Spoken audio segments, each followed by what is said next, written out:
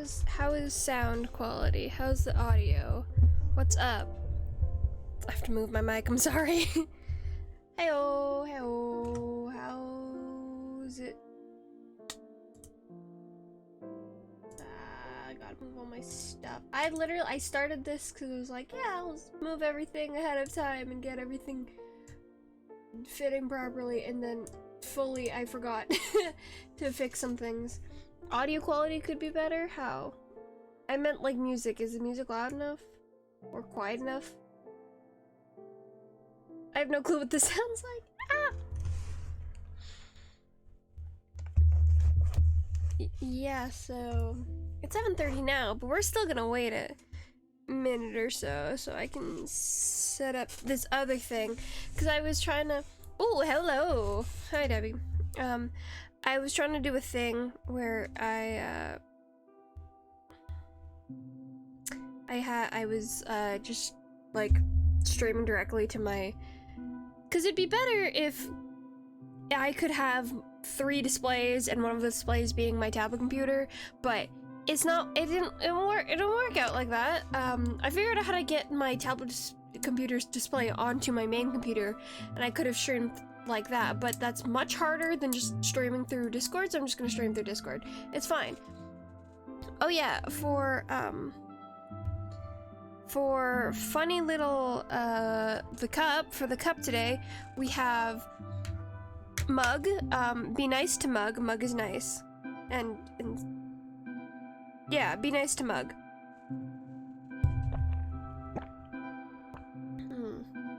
I was originally going to start with my actual real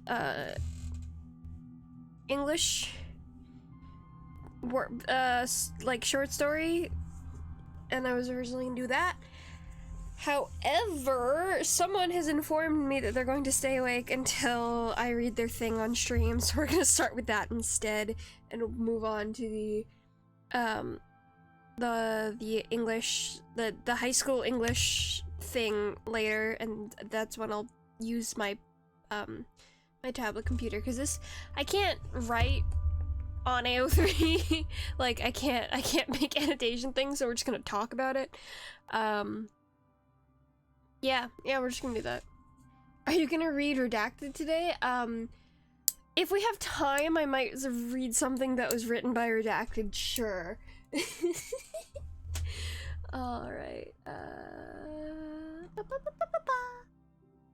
where's my— I have too many things open in my— there we go.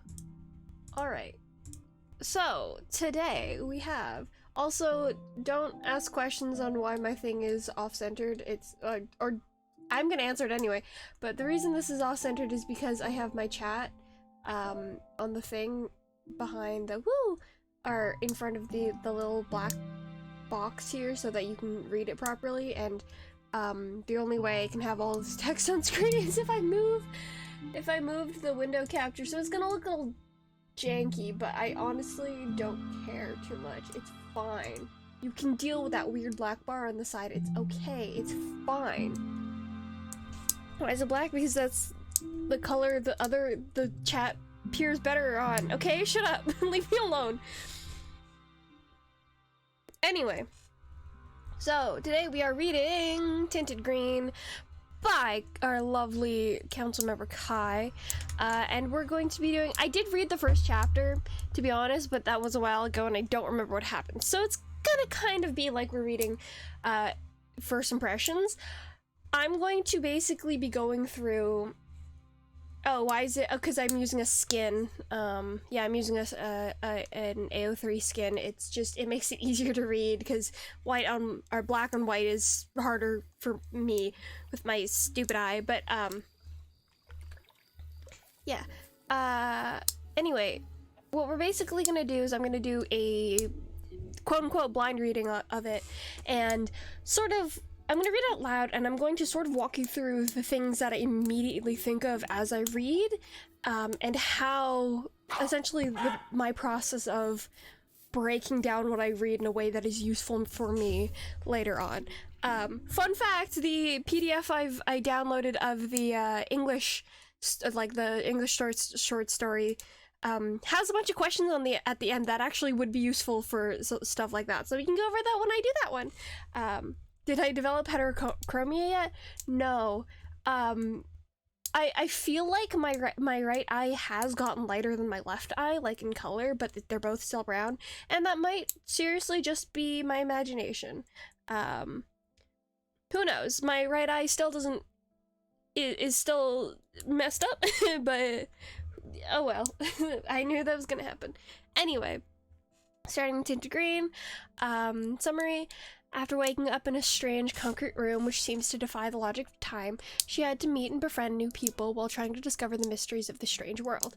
Originated from the video blogging RVF, The Council Room, which is hilarious. I love it. I love that you made this a fandom. Yeah, not much thoughts on the summary other than it feels long. It feels long to say. There's not really a lot of punctuation in it, so it might have just been that I was talking a bunch at the beginning, but oh well.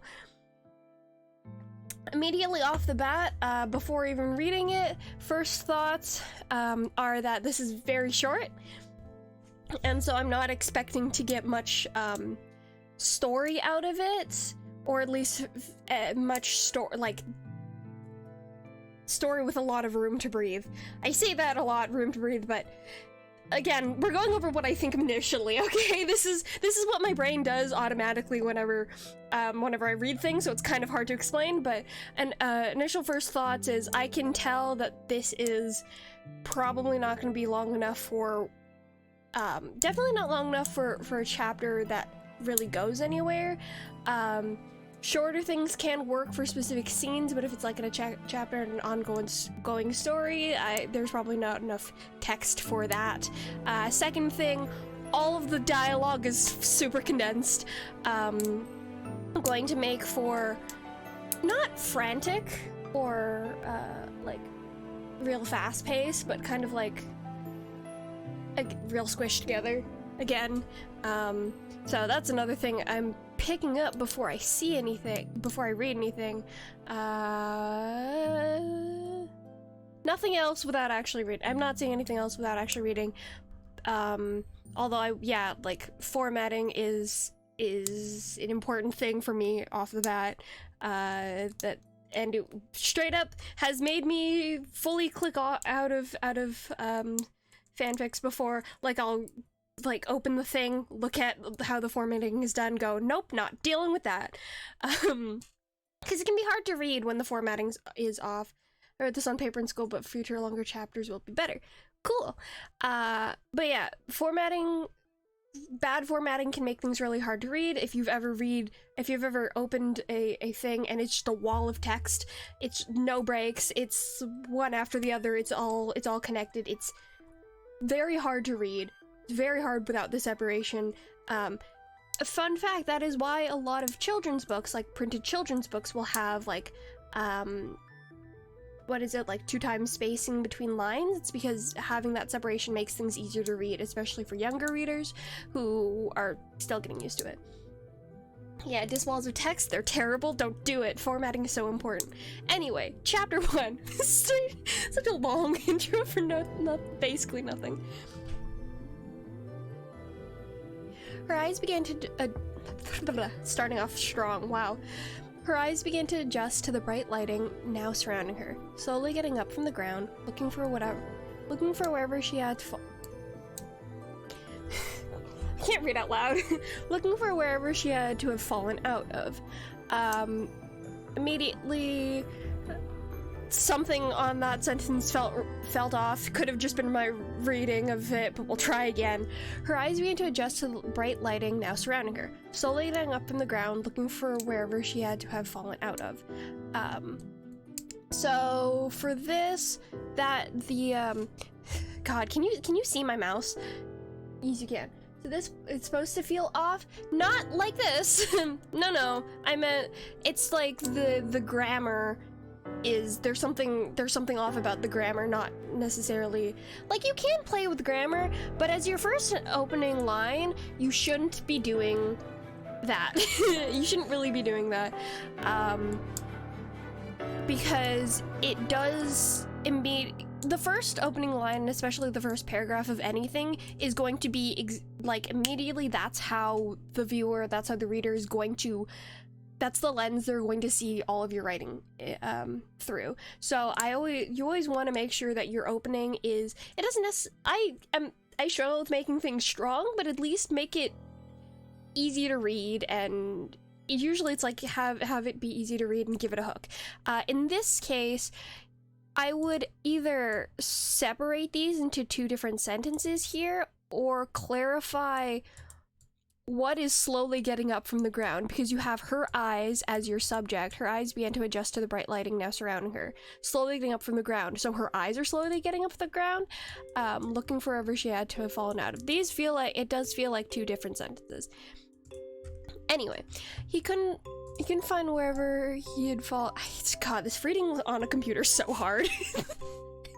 I'm not used to it. I don't do this. I don't read on my computer. He couldn't find wherever he had fallen through, so he instead turned to observe the strange new environment surrounding her. Trained chefs to the case to Gordon Ramsay trying my food. I'm so sorry. When you're saying that, fully, the music is not registering my head. I cannot hear it. Another thing, multiple pronouns are fine. Don't use multiple pronouns for one character in the same sentence. Don't do it. It gets confusing. It can feel like a mistake. I would try to separate them, at least, you can at least separate them by sentence. Might even do it by paragraph, depending on how long the paragraphs are. It can be confusing.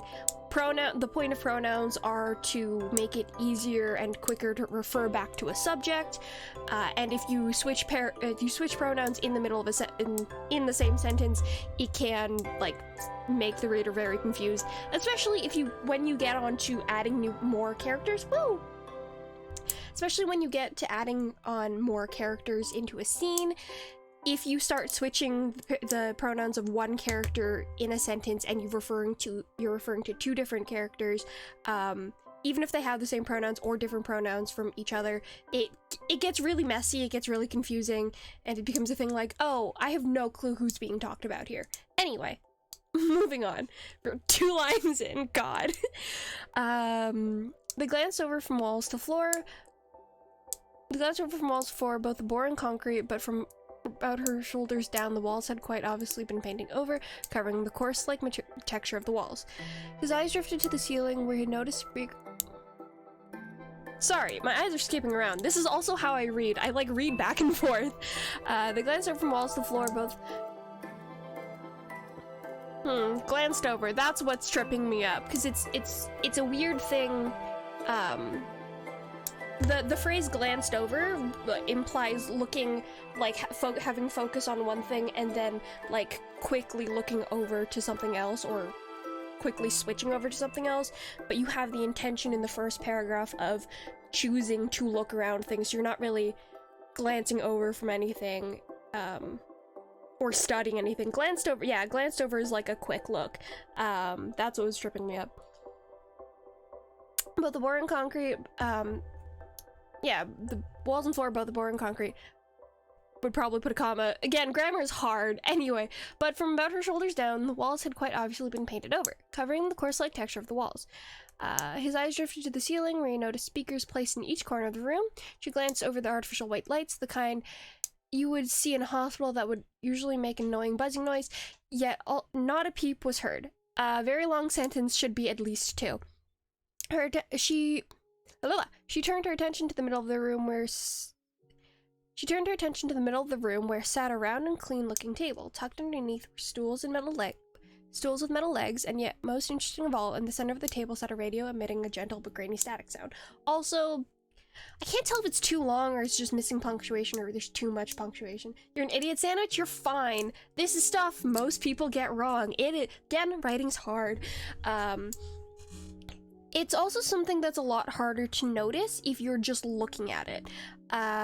This is why reading things out loud makes things a lot easier to understand and a lot easier to notice, because when you're reading, punctuation is essentially, like, script notes. It's telling you how things are supposed to be read. If there's no punctuation, you don't breathe. You don't breathe unless you choose to, but my mind will not do it automatically. So I like da da da da da da da da da da da. It's like, oh god, okay, too much. We're also not going full in on the kind of editing style of this. We're doing first impressions. Again, this is, again, it's a lot. Whatever, we'll move on. After pulling out, what was I reading? Round, clean-looking table tucked under. Yeah, she turned her attention to the middle of the room where sat a round and clean-looking table. Tucked underneath were stools with metal legs. That sounds like two separate sentences. Is that a comma splice? I think that's what that's called, a comma splice. Damn. Grade 10, grade 11 me would be so disappointed in myself right now for not remembering any of my literary terms. Cause you know, that's there, critics learn, still brave, yeah. Anyway, after pulling out one of the stools and seating himself at the table, he pulled the radio closer and began fiddling with the knobs. She questioned if it was even on. None of the channels were making any sounds other than a faint static noise. The radio started to release the sound. That should just be a period there. I don't know why that's a dash. Hear me just holding my mug in front of my face. The radio started to release the sounds of a calming voice, and she reached a different knob. She reached a different knob? Okay. Strange use of the word reach does imply she's going somewhere else for it, not just like move it, like turning a different knob. Probably would have been better if it was just like she turned a different knob to turn up the volume, or just she turned up the volume. Reached is like, words stick out when they're in sort of the wrong place, and it will give you a different... Words make up images, and certain words will have certain images attached to them. Again, this is how I personally read and react to words. It is different for everyone, so what you're doing is not necessarily wrong, but again, we're going through how I read. Anyway, hello, can you hear me? You began to ramble till they were interrupted. As you can see, that is... I'm confused at who's speaking here. Partially it is the spacing of the lines, partially it is the pronouns that are being used. Because here you have, the radio started to release the sounds of a calming voice, and she reached a different knob to turn up the volume. So, my first assumption is that whoever's speaking next is the voice of the radio. But then you have, hello, can you hear me? And he began to ramble until they were interrupted. First of all, the use of two pronouns makes it confusing, because I know you're talking about me, and I know you're using they, them pronouns for me, so I'm confused about that. Second, it's all squished together, which also implies that this is related to this, but then the second line makes it very clear that this is actually Kai speaking, and not me. So, a little bit of confusion there, but oh well. Hey, Kaz999, welcome to the council, where you get to. The calm voice began before they were cut off. So, another thing, that's redundant. You already mentioned the voice speaking, and also being calm. You know what, as an epithet, that's actually not that bad. You can use calming voice here, but, you could also just say the voice said, because you do have it,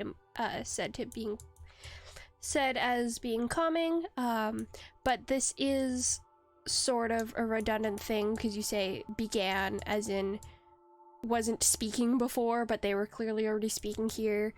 And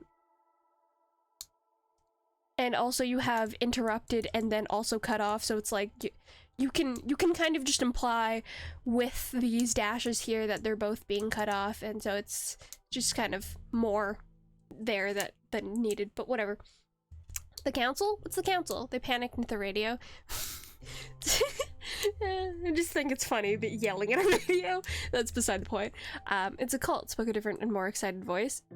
It's not a cult, they breathed out. Who's breathing out? Is it Kai saying this? Who knows? I would at this point, because it's several different people speaking, I wouldn't just use pronouns, I'd use epithets or I'd use epithets because we don't have any names established yet, except for Kika's 999. But yeah, I'd use epithets here. Sounding quite exasperated. Yeah, it's not a cult labor without sounding quite exasperated. As I was saying, the council is a group of people who decide things for me. After a few moments of hesitation, he yet again scanned the room before finally asking, "And where am I?" Neither of the two voices responded, leaving an uncomfortable silence for the radio's soft static sounds to fill. "Can I at least know your names?" Instead of a response, the two voices began to chat again. He would be lying if he said it. He would be lying if he said he was paying attention to the conversation between the two. And it wasn't long until her eyelids began to feel heavy. There should be a comma in there somewhere. Slowly they drifted off, resting their head on the table. Hey, yeah, yeah, so fun scene, but again, this is like a scene. You could, I guess, say that this is a prologue, but if we're talking book style, this would be like, you'd be using a scene break instead of a chapter break. Also, I find it very funny you do not have a name for chapter 1, but you do have a name for chapter 2. That's funny. I didn't check for any errors, probably a big mistake. Yeah, this is just initial thoughts going through. We could, I do proper annotation, but I want to be able to write down, so I'm not gonna do that yet. I'll read the second part, it's fine. We'll try it later. Her eyes shot open, scanning the room. God, where was she now?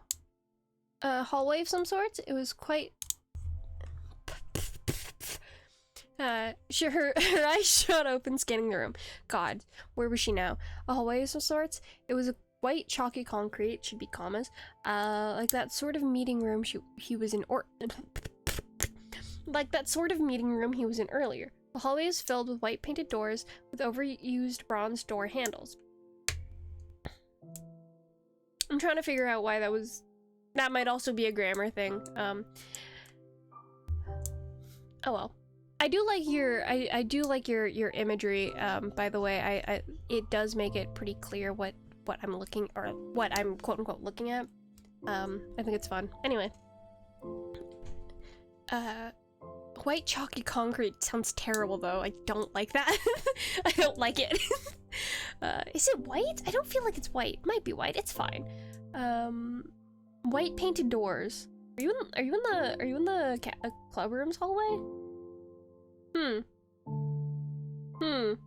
Knowing the lore of this place, that's not how this works, but I'll let it slide. It's fine. He could begin to recall the way. Sorry, this is so funny. You are writing fanfiction about something that I've created. This is trippy. This is super trippy to me, and put pressure on my notes not picking up light properly. Anyway, he began to recall the voices coming from that radio, but not much except that. Stared puzzled at the series of doors. I'm guessing it's supposed to be pronouns. Stared puzzled at the series of doors, pushed himself off the floor. Although they couldn't help but wonder what was behind these doors.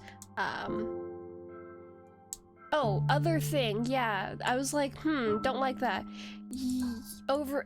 Repeating words, you can do that for some words, like the, I don't remember what they're called. Again, grade 10, 11 me would be so disappointed. But words like was, and, but, it, for the most part, can be used pretty, several times without sounding weird. But nouns, yeah, like regular nouns being repeated, or specific adjectives being repeated, verbs, adjectives, and regular nouns repeated can make it sound very annoying. Like you have doors 3 times in this, no wait, you have doors, doors, so that's 4, then you have door here. Like a thesaurus, you can like use a thesaurus to find an alternate word, though if you do that too much it can sound even worse. So I would try to figure out how to structure sentences to just avoid that in general. Fanfiction version doesn't have to be canon, it's fan. Yes, I know. A different word though. Yeah, I know. Door obsession, Lamau. They reach for the doorway. Oh, I fully didn't even register doorway. Also, yeah, they reach for the door. You could just say like knot, like the handle. Did they get up? Did they stand up? Oh, they did. I'm talking so much, I fully forgot what's happening in this scene. But like that's sort of meaning. He could begin to recall the voices coming from the radio, but not much except that. Sure. Although they can when it was behind these doors, he reached for the doorway across from them. Oh, they reached from the doorway across from them, only to find the door was locked. Well, he began to walk. I like that. That's fun. Love short to the point sentences that are like 1 or 2 words that are just like very like pointed. They're so fun. He began to walk towards the other end of the hallway and reach for a different door handle. This time there was something inside. The room was a pitch black and endless void. Nope. Also, Com's place. I would probably I don't know. Yeah, Com's place. So, really to change this, I would have just gone. The room was pitch black. No, like get rid of this here. So the room was pitch black and endless void, and the air was chilling. Among the darkness, there were whispers. Anyone here? He spoke out to the endless black hole. No response. She pulled back, closing the door gently. I'm trying to, because sometimes what'll happen when I read is I'll read things. This is another reason that formatting for me is very important. When lines are close together like they are in paragraphs, what'll sometimes happen is while I'm reading one line, my brain will pick up whatever's written like underneath it, and I'll read that instead. Man, I was tired writing this. That's fine. You asked me to read this on stream during my annotation stream. Babe, that's on you.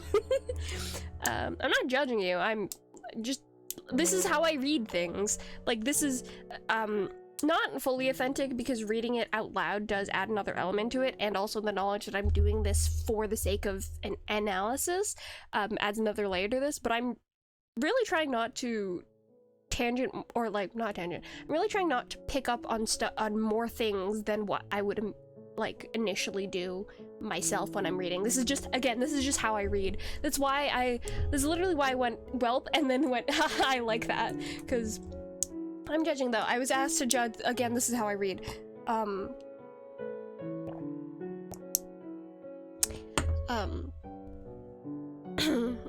I really should have grammar checked this before publishing. Lol. Yeah. God. My favorite thing that I've written, Untitled Zombie Fic, which technically has a name now. I read back and I still love it, but I read back and I'm like, I read it back and I had to like try to disassociate myself from the act of reading, because it is so all over the place in terms of tense. Like, it's so bad. Like, the tense of it is so bad. It's so bad. And like a handful of grammar things, I'm just like, I could have corrected that during reading again, but I did not want to because I was tired. But it's hilarious to me. Anyway, I like bananas because they have no bones. Fully skip that. Go back to the beginning, you stupid. Nurse Munch pulled back, closing the door gently. Finally, he turned his attention to the door at the end of the hallway he had been approaching. So, huh? When? What? When?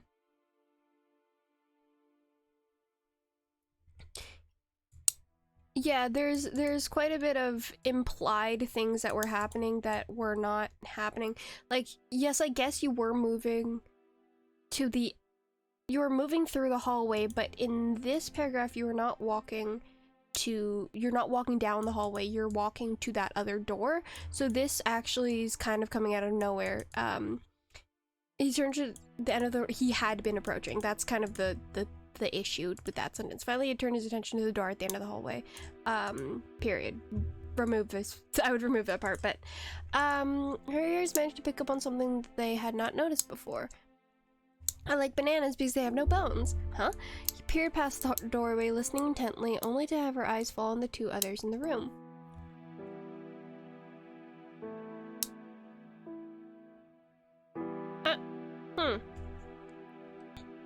Yeah, like this here, this part here, confused. Is that a...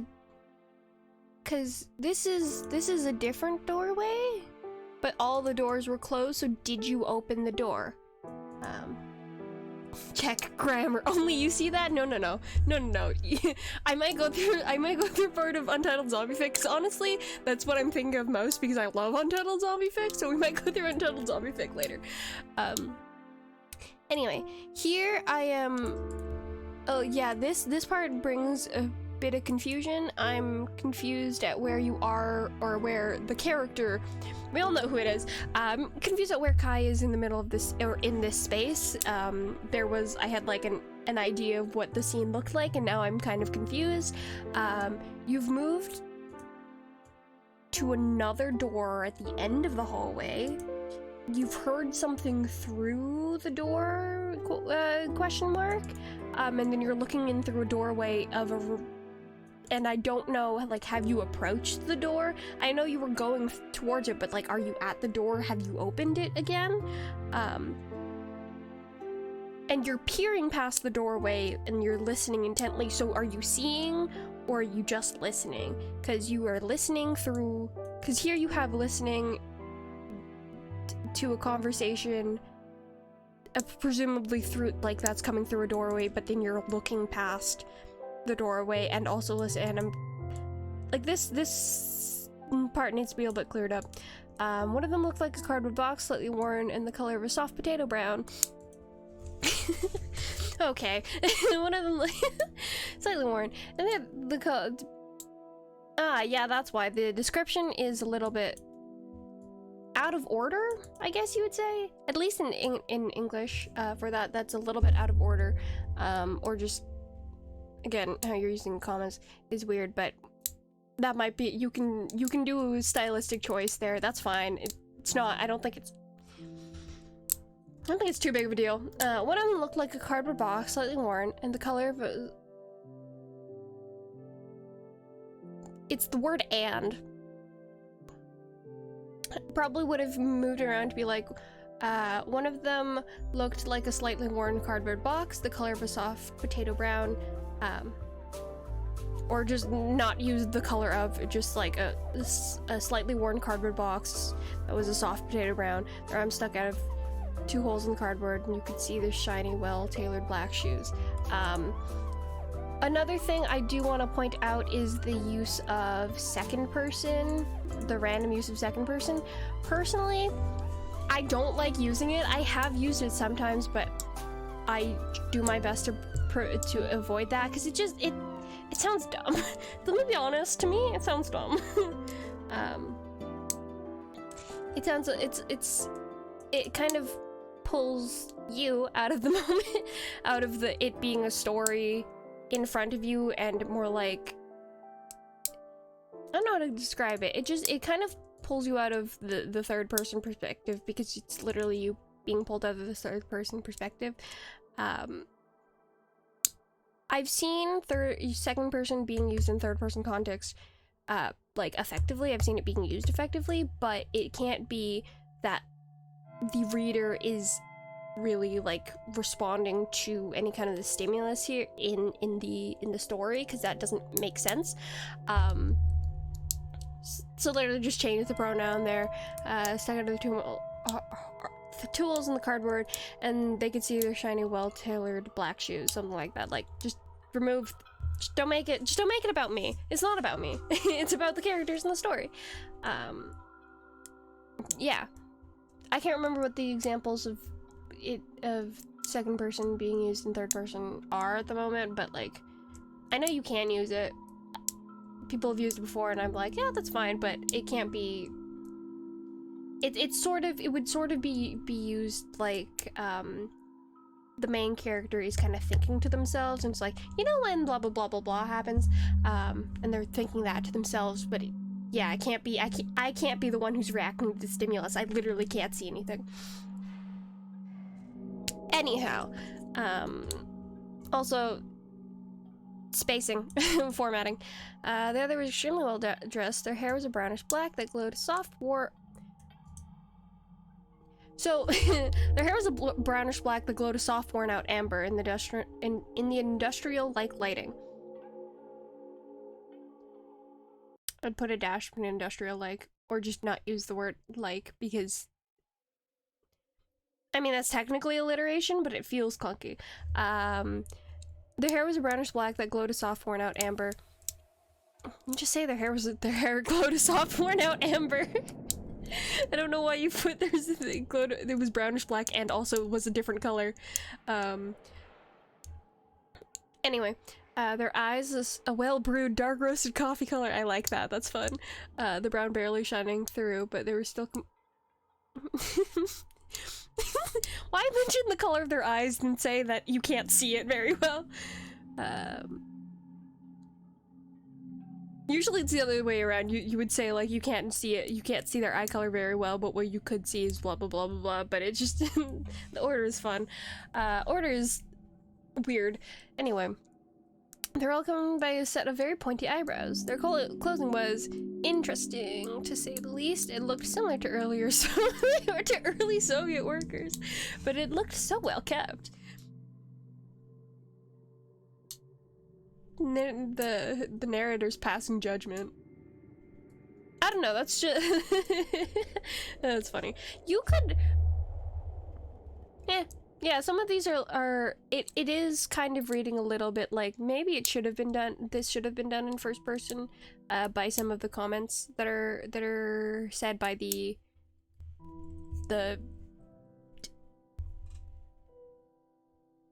point of view, the eyeball, the narrating eyeball, but beside the point. Anyway, the brownish green color looked splendid with some very nice appearing buttons. Again,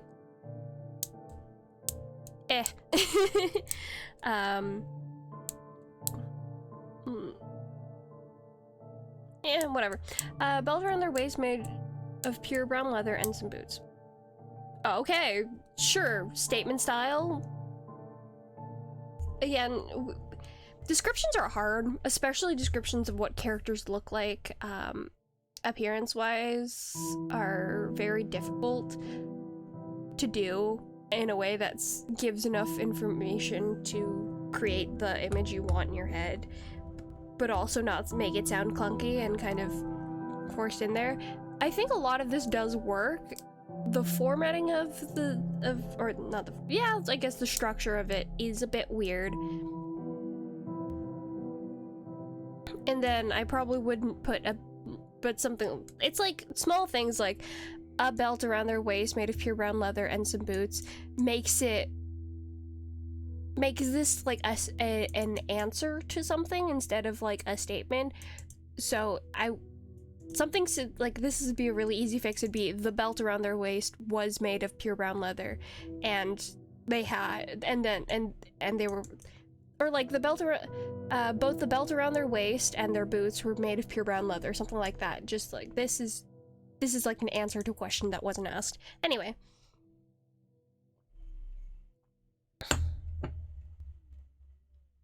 I was looking at that before. I'm pretty sure this is not how you spell interesting.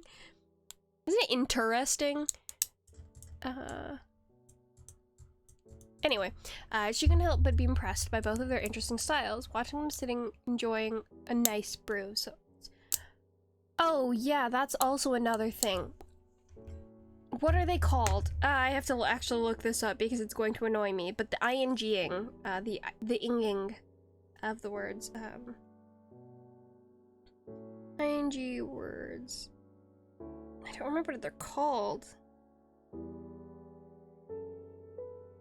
Gerunds, that's what it's called. The gerunds. There's too many of them.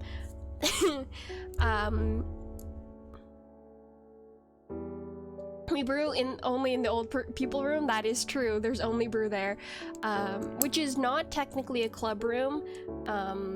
So it wouldn't be done this whole way. But this is fan fiction. It doesn't have to be canon. It's fine. Make your own world. That's fine. But yeah, there's the gerunds. There's too many of them.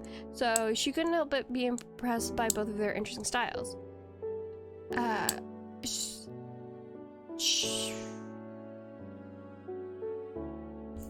Yeah, this is, again, these are separate sentences. Watching them sitting enjoying a nice brew of sorts is, I don't like it. Just simplify it. watching in this case would be perfect past, which imply, okay, so that's god, another tense thing. Tenses are hard. Really just turned my own words on me. What? Anyway, yeah, tenses are hard, but this is done in past tense, like normal past tense.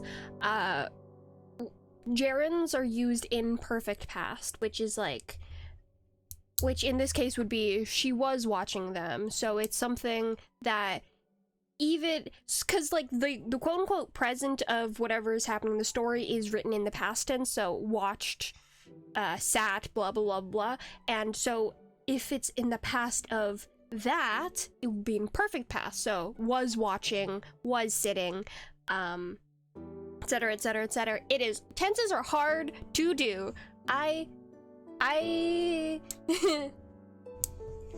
You're like, it's fine. No, internet, it's fine. But yeah, that's something, because this feels very clunky to say, and so can be clunky to read. Anyway. I mean, as because I have no bones. You hate me, the box spoke.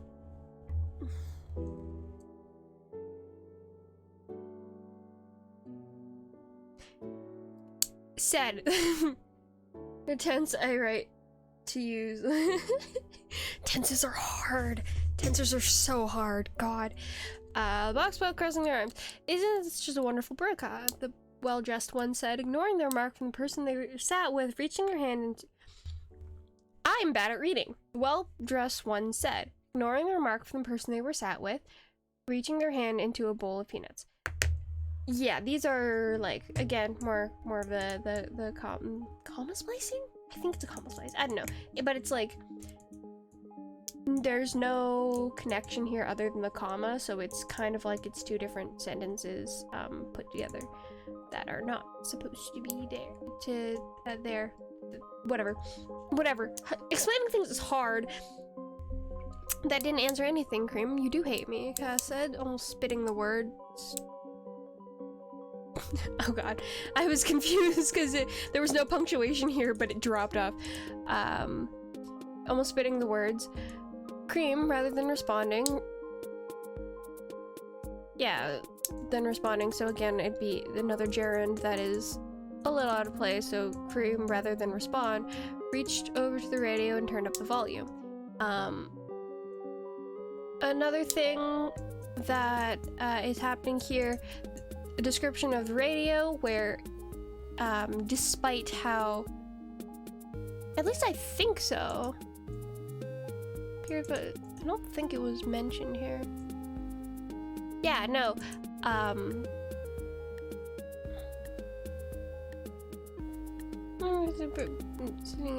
sitting around enjoying a nice brew of sorts. Okay, so they're sitting down, presumably by a table, but no mention of a radio was put in, which feels kind of sudden, out of place because of how much description there was before.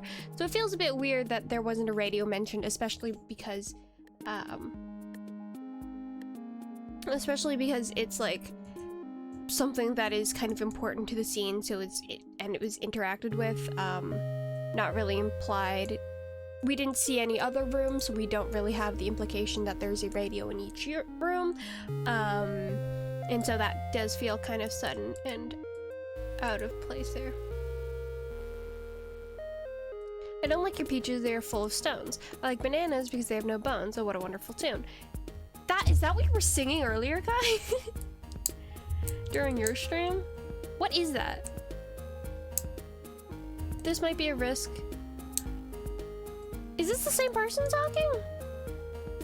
I can't tell. Because this implies the you hate me thing implies Akaha's not speaking here, but this is two different sets of quotations without any dialogue tags or actor tags or anything like that, so I'm not sure.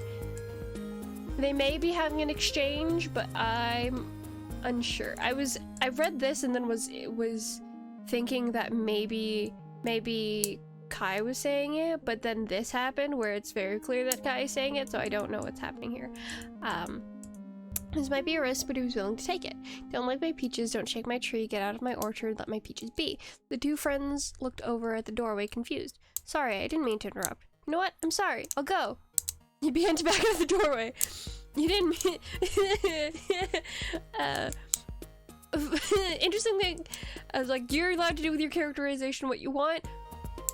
Weird reaction. Would like to point that out. Surprising reaction. You didn't interrupt anything, it's alright, take a seat. He would have muttered thank you if it weren't for how nervous he was. He pulled up a familiar stool. Why is it familiar? Why is it familiar to him? Has he been here before, or is it just... Is that an implication that these are the same stools that are in the meeting room? This isn't the... Okay. And sat down opposite the duo. So, you are Kaha, right? The cardboard one showed a thumbs up.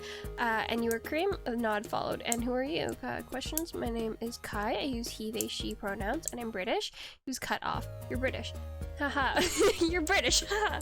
They stopped crossing his arms to cover their...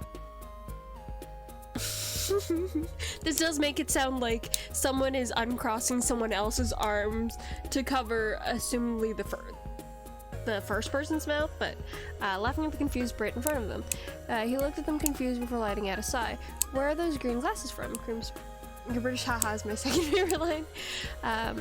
Those green glasses from? Grim spoke over Kai's laughter, redirecting a sense of good intention towards Kai. Redirecting. So it was sent somewhere else. It was already there and put towards someone else. But then it was put towards Kai, which is Also, why do we only get to hear Kai's name at this point? It's not like it's not like it's unknown. I think that's funny. I think it's weird. Why is this the first time we're hearing this main character's name? Why is it just he, they, she previously? Why can't we know their name? I guess we learned Kaikus, I can never remember how to pronounce it. 999, but we don't get Kai's name here. Alright, well, it's fine. Whatever. Green? What do you mean green? He took off his glasses to find a pair of round green sunglasses of sorts. Make it dramatic. SMH bridge? Is it dramatic, or does it just sound weird? It's a big reveal, is it? It's not a big, it wasn't really made a big deal. It's not like this is a character we knew about before and like, or the name of a character. Ah, my pen cap. It's not like this is the name of a character we are already familiar with in the story. I'm fully looking at this through the lens of someone who's reading this for the first time. At least I'm trying to. But like, you can't really do a big reveal unless there's like a point of the big reveal. We're not reintroducing a character or anything. It's just a strange thing to do. To have it suddenly be that, like, have the name suddenly show up. He took off his glasses to find a pair of round green sunglasses of sorts. Would probably just have he took off his glasses to find that they were a pair that the lenses were tinted green or something like that. It's the repetition of glasses. Yeah. How do you not notice your vision being green? It doesn't change my vision. After a moment of silence, Kai spoke up again. So, where are we? What do you mean, where are we? We're in the meeting room, duh. Oh, is this the meeting room? Wait, what? Oh, you go up here, you go chapter, because you get an option, you can do chapter by chapter. Usually it looks like this. I have it as one of my preferences for my account, that I just go into entire work immediately whenever I open the, and open a story, so it just makes things easier. Anyway. Yeah. Kai spoke up. What do you mean, where are we? We were in the meeting room, duh. No, I gathered that, but where are we really? Who are those voices on the radio sometimes? Ah, I see you've met Bridge and Polly yesterday. It's very simple. We were in the council room. Was that Polly?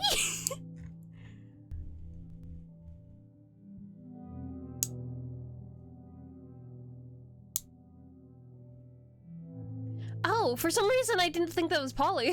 I thought that was Kaha speaking. Fully didn't get that. Oops. It's funny. We're in the meeting room. No, I gather that, but it's simple. We're in the meeting. We're in the council room. Oh boy, this is gonna be difficult to. This is going to be difficult to get used to. Okay, yeah. So, change of tense. Sudden kind of random change of tense there. That kind of makes it a little bit jarring. But yeah, as you can see, I have a lot of thoughts when reading. It really does help every time I read, because this happens. It happens much faster and a lot, I guess, cleaner, because I don't actually have to explain what I mean out loud. But my brain does this whenever I'm reading. And it doesn't just blank out. This isn't even me like trying to go full in on editing and analysis, but things that are, for this type of reading, things that are really important to take note of. What are things that you don't like, and what are things that you do like? And then kind of figuring out why. Like, I liked that the image, like some of the imagery, I liked how it was written and how it was placed, because it makes a pretty clear image of what this kind of scene is supposed to look like, that I liked. So if I was reading for the sake of writing, that's something I would take note of and put into my own writing. I really liked Whelp. I don't know why, I really liked Whelp. That was so good. And so taking random, or not random, but like short, responsive sentences, not even necessarily sentences, but phrases, as the character's reaction to what's just happening is something I would take and put into my own writing. Things that I don't like, I don't put into, I like take note of it, take note of why it doesn't really work in this situation, and then don't put that in my writing. Like, I don't like the way that it's spaced out. It looks weird and it makes things hard to read. So take note of that, and do not that. Figure out a way to circumvent that kind of thing. That's really like the main way that I read for the sake of writing. It's I look at things and then I sort all the things that I notice into things that go, yes, want that, and no, don't want that. But yeah, I could do a second pass at this and then point out more things, but I kind of don't want to, because I feel bad. I feel bad. I feel like I got mean. I don't want to do that. But yeah, does that kind of make sense? I don't know who's watching. No one's been chatting except Debbie, so I don't know how other people are thinking, what y'all, the rest of anyone else is thinking about this stuff. But like, does that kind of make sense a little bit? What I mean by reading in like active reading? You're still taking notes? Yeah, we'll read some other things. We'll read some other things and get more context, but yeah. But yeah, for like both of these, I understand that you're doing this as a scene break, but it is kind of weird. I'm questioning why this happened. Maybe it's just like how you wanted to characterize the council room as like, we'll literally transport you to different places, but as a reader of like just a separate reader, not like a fanfic reader, and a story reader. What am I saying? As a story reader, not necessarily someone who's focusing on format and like chapter breaks, scene breaks, and things like that. It does make me question why this happened, especially because of how short it is, but also they ended up being in the meeting room again anyway. Like, yes, they did go through the hallway and see see one other room, quote unquote, other room. They saw through another door, but why were they moved into the hallway? in terms of scene blocking, it's like, why were they moved to the hallway? Why didn't Kai just wake up at the table or like on the floor of the meeting room and look up to see Kaha and Cream having a conversation at the table, something like that. But yeah, I do, Kai, if you're here, please say something before I move on to something else, or like ask a question or something, because I feel bad. I feel mean.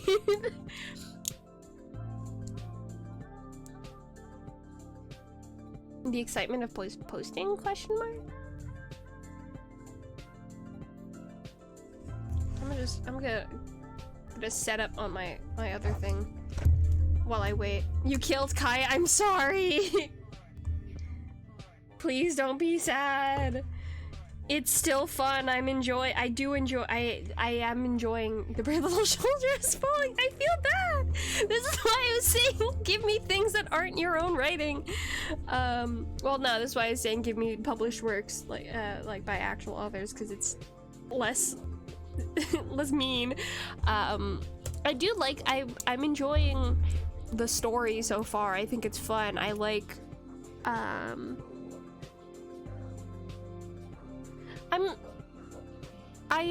I would consider, I would consider this readable, which is, it doesn't sound like a compliment, but this is, like, I will, if, like, the structure of stories, the style and, like, the blank face format of things is so important to how willing I am to read things, that it's like, I've got to be at least neutral to it, and if I'm at least neutral to it, I will overlook things like bad grammar and things like that, and just like enjoy the story. Again, I was asked to annotate and stuff, so I don't. It's mean, but like, yeah, the plot so far is or no, there's not much plot going on, to be completely honest. But I am interested in seeing what happens with these characters, what Kai has in mind for what's going to go on in this story. Obviously I have pre-established investment in these characters and this world and stuff like that, so that is a bit of a cheat, but that's how fanfiction is. I already have an established care for these characters. But yeah, anyway, I'm not getting a response from Kai. I will kudos this because I think I am. I don't remember if I'm the guest who kudos this. I do remember kudosing it though. But we'll do it again. It's fine. Anyway, putting on a screen, and we're going to be working. I'm so sorry, Kai. If it's just like mean, I'm so sorry. I'm so sorry. I feel bad. I'm not getting any responses back. I feel bad.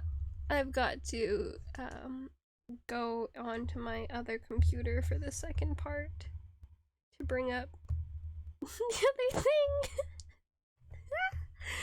Oh god. Yeah, this is why I was doing the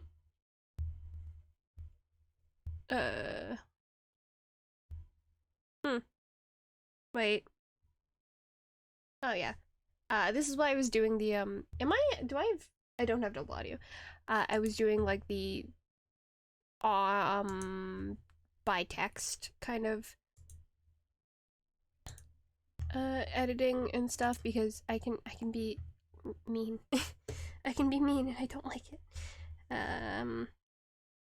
So next is go live on that, and then I have this open. We'll do this. What's happening? Ooh, that doesn't look great. It's fine. Yeah, this is why I wanted to do kind of just the projection. If I could have just streamed onto my computer. That would have been great, but I can't, so we're not gonna worry about it. It's like 2:30 a.m. Yeah, it's just the middle of the night for you, huh? Here we have Discord. I think I might be asleep. God, I hope so. And here. This is The Lottery by Shirley Jackson. This is a very popular, like, short story to be read in English classes for the sake of annotation, and we're gonna try our best. We're gonna try our best to be annotators. I have my little, tablet computer, and I have my little pen over here. So many words. Ew, it's like 1, 2, I think it's like 7 pages, actually. Oh, it's 8. Yeah, it's 7 pages. But yeah, I have my little pen here. I can draw on it on the screen here. God, how do I reverse that?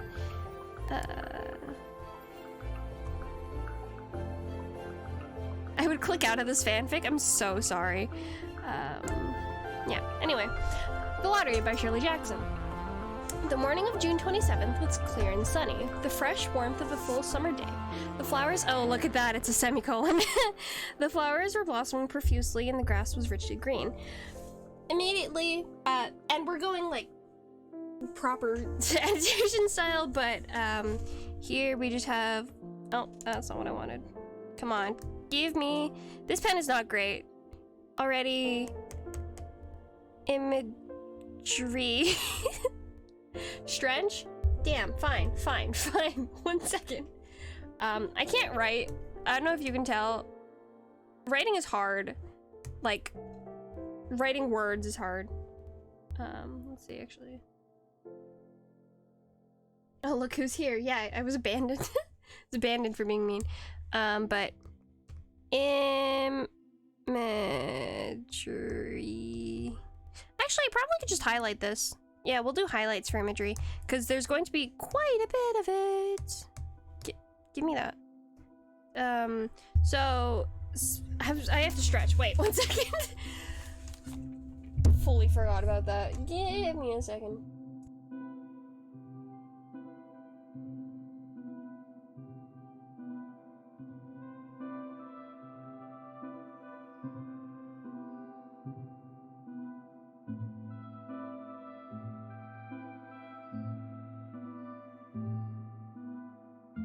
I have to have like half of my sweater on so that I can use my my pen without fully messing up my writing, because again, my thing is touchscreen and not just to the pen, so that's great.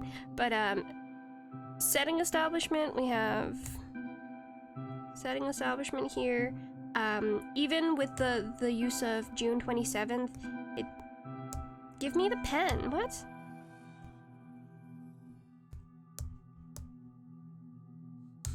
Love it when my things don't work for me. It's great. Come on. That's not what I want. Give me highlighter. With the use of establishing— it's not working. Highlighter's abandoning me.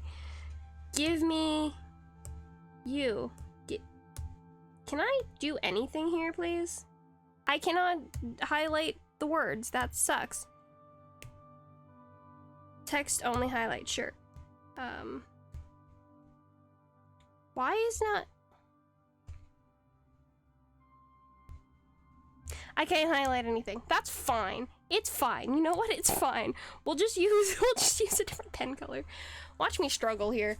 But yeah, the establishing that it is June 27th establishes a summer setting, going on into the imagery with clear and sunny, the fresh warmth of a full summer day.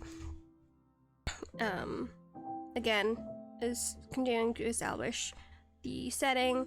Flowers were blossoming profusely and the grass was richly green. So here we kind of see this image of kind of like an idealist town. I haven't read this story before, but I do know what goes on. This is why I'm pointing this out. But we have this very clear image that it's like summertime, there are flowers blooming, the grass is rich and green, so it's a very idealized town here, in this village, I guess. This never remember what my pen is on. Village. But it's idealized.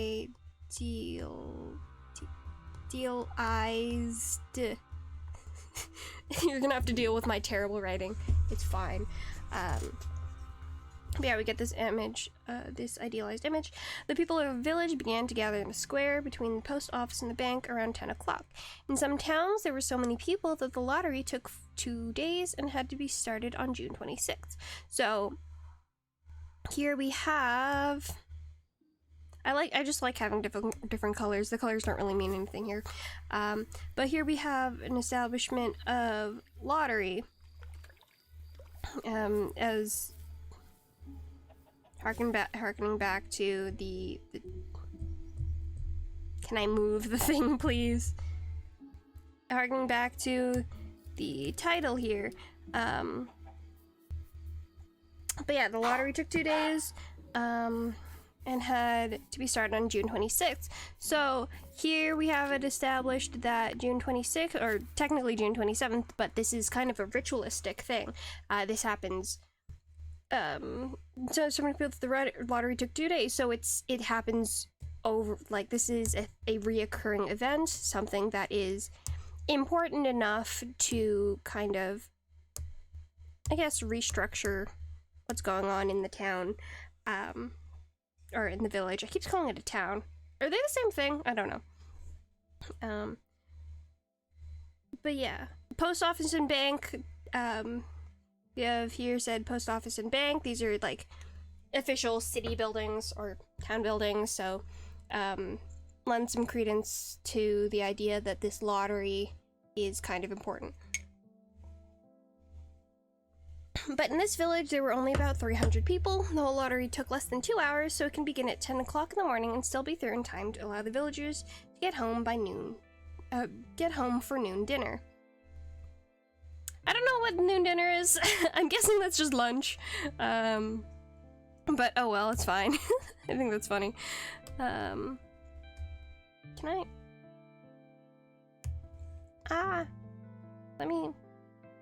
There's no, like, pointer tool here on this. Oh. The children assembled first, of course. School was recently over for the summer, and the feeling of liberty sat uneasily on most of them. They tended to gather together quietly for a while before they broke into boisterous play. And their talk was still of the classroom and the teacher, of books and reprimands. Here we have, again, all of these semicolons, I will point out. I don't know how to use semicolons personally, but I like pointing them out because they're good to see in action and be used hypothetically correctly. No clue. But they tend to gather together quietly for a while, but they broke into boisterous play, and their talk was still of the classroom and the teacher, of books and reprimands. Here we have a syndeton, where we don't have a continuation, or we don't have the word and for and in this area. That's just a literary device. I actually don't know if that's the correct one for this, but I like to point it out because it does give a different rhythm and feel to sentences. Bobby Martin, establishing character. I want to use a different color. I wish I could use a highlighter. Oh well. Here, we'll do that. Bob Martin, character, had already stuffed his pockets full of stones. So, another imagery thing here. There's like a lot of imagery in here, but pointing it out every time is hard without a highlighter. But use of the word stuffed implies just how much, also full of stones, but like completely filling his pockets. Absolutely stuffing them. It's like, you get the image that they're super full. And the other boys soon followed his example, selecting the smoothest and roundest stones. Bobby and Harry Jones and Dickie Delacroix. More names. I like them. I like names. Naming characters gives you a bit of, like, connection to them, or gives you more connection to them, because now they're not just pronouns, or just they're not just people, they're not just children, they're not just boys, they are actual named characters. Bobby and Harry Jones and Dickie Delacroix. Oh, also, we're gonna do another color for. Give me this. Give me my. Give me the eraser. Use red or orange. Here we have polysyndeton, which is use the, I guess, overuse, quote unquote, of words like and, it. Mostly it's used for the word, for like the word and when you're listing things. So it's Bobby and Harry Jones and Dickie Delacroix. It's another literary device. Helps create a different effect and a different rhythm to what you're reading. The villagers pronounced this name Delacroix, and fully just pronunciation guide, eventually made a pile of stones in one corner of the square and guarded against the raids of other boys. The girls stood aside, talking among themselves, looking over the shoulders of the boys, and the very small children rolled in the dust or clung to the hands of their older brothers or sisters. So, the music is getting very loud for me. Here, just continued, this entire part is continuing on in creating an image. Particularly in this, it's just kind of creating, like, a little bit of a carefree, kind of, I can't make that second E, it's fine, carefree environment that these children are in. They're like, not surprised by this, they're not worried or expecting anything strange. It's just something that is kind of, this lottery is something that is part of their everyday lives. Boys are doing this, the girls are doing this, the small little kids are doing this. Soon the men began to gather, surveying their own children. Also, an interesting thing, parents and children are split up. Sure, we're gonna pretend I can spell thing. Parents are split from, nope, not that, give me back. Parents split from children.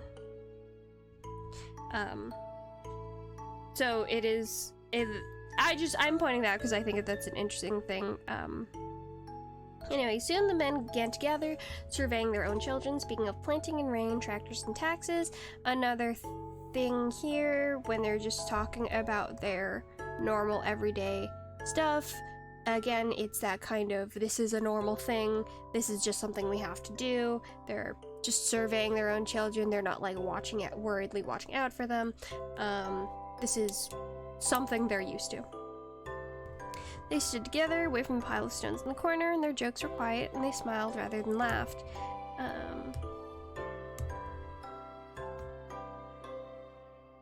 The women, wearing faded house dresses and sweaters, came shortly after their menfolk. They greeted one another and exchanged bits of gossip as they went to join their husbands. Soon the women, standing by their husbands, began to call to their children, and the children came reluctantly, having to be called 4 or 5 times. They're having... Here it's just like, yeah, they're having fun, they like what they're doing. Again, nothing urgent. Nothing urgent what they're in this kind of lottery thing. Bobby Martin ducked under his mother's grasping hand and ran, laughing, back to the pile of stones. His father spoke up sharply, and Bobby came quickly and took his place between his father and his oldest brother. Something like that kind of implies the time period that, well, yeah, this kind of men are in, like, planting, or talking about planting tractors and taxes. There's women here in faded house dresses, and sweaters, like in separate groups, shortly, where is it? Went to exchanging gossip and going to join their husbands implies kind of the time period, or more rural place that they're living. This bit here where it's like, Bobby is not paying attention to what his mother is saying, but he immediately goes back to when his father is saying something else implies kind of the structure of this place. In the time period, the lottery was conducted, as were the dance squares, the teen club, the Halloween program by Mr. Summers, who had time and energy to devote to civic activities.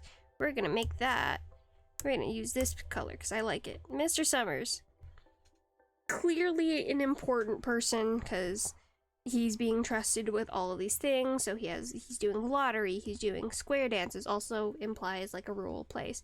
The teen club, the Halloween program, with time and energy to devote to civic activities. So they see this lottery thing as sort of like a civic duty, something important but not too flashy for what is going on. He's a round-faced, jovial man. Give me green. We'll go with green. He was a round-faced, jovial man, and he ran the coal business. People were sorry for him, because he had no children. His wife was a scold. So painting this picture of this trustworthy person, he has his own business. He's round-faced and jovial. People were sorry for him. He had no children of his own, which goes back to why he's planning all these things, like the lotteries, the Halloween program, the teen club. So he's someone who cares about people. And his wife was a scold. Like, oh, poor man. Also, again, implies the time period that this was written in. That kind of I hate my wife kind of jokes. That poor man with the nagging wife, etc., etc., etc. When he arrived in the square carrying the black wooden box, gonna make that a different color because it sounds important. Black wooden box. Oh, also specifically the black wooden box, denoting that it's not just any, it's something specific, something known and important. There was a murmur of conversation among the villagers, and he waved and called, "Little late today, folks." The postmaster, Mr. Graves, give me that color again, followed him carrying a three-legged stool. And the stool was put in the center of the square, and Mr. Summers set the black box down on it. Again, very specifically.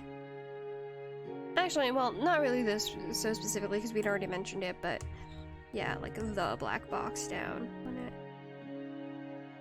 So it's an important thing because it's being put, like someone brought out this three-legged stool for it and put in the center of the square, and denoting how important this thing is in this context. Let me get rid of these dots here.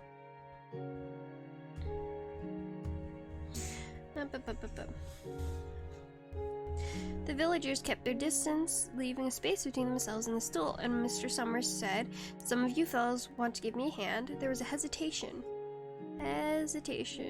Also, villagers kept their distance, leaving a space between themselves and the stool. Even though they had been pretty jovial before, pretty casual, they are clearly unnerved. Oh god.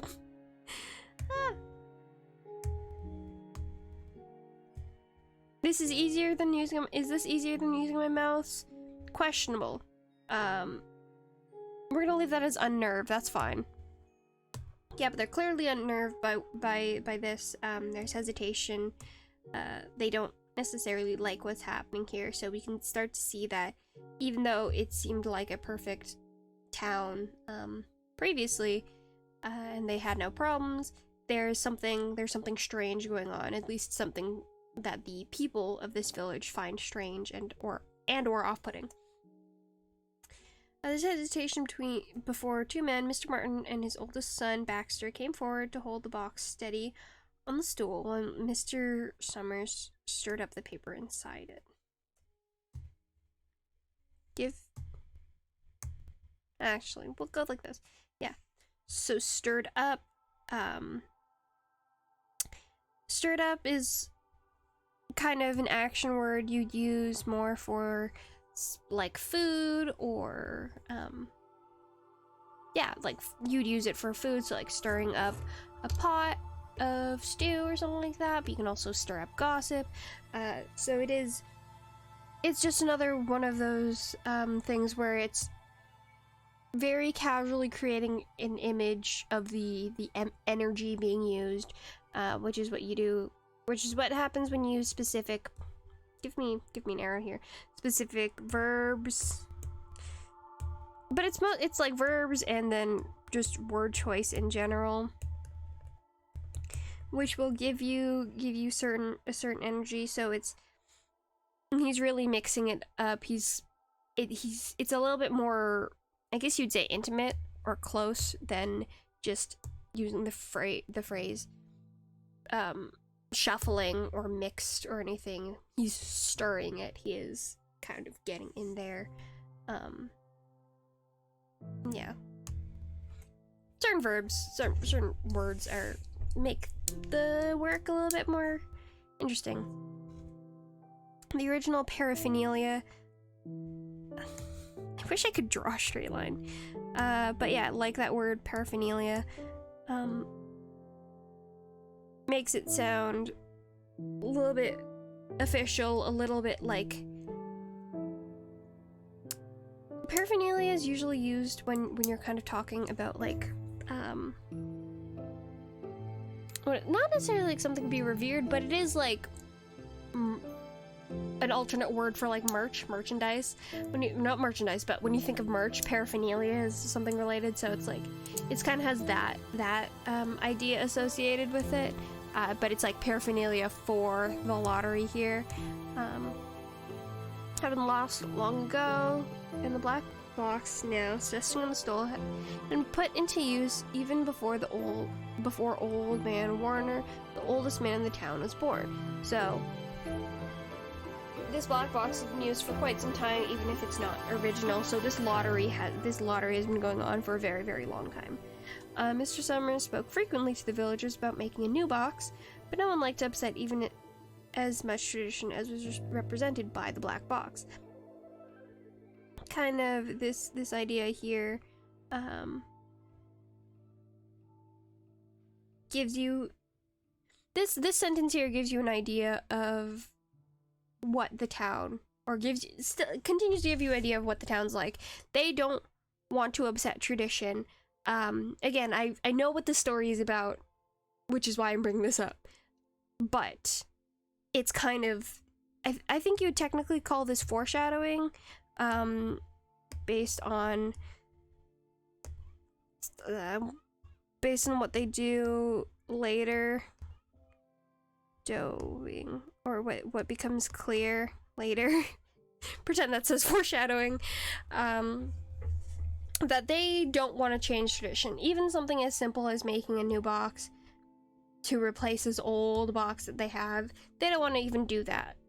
Even if it's Mr. Summers, who is clearly someone who is respected in such a way, respected in association to the lottery, because he's the one who's setting it up. Even with his suggestion, they don't want to change it. There's a story that the present box had been made with some pieces of the box that had preceded it, the one that had been constructed when the first people settled down to make a village here. Every year, so we get confirmation that the lottery happens every year.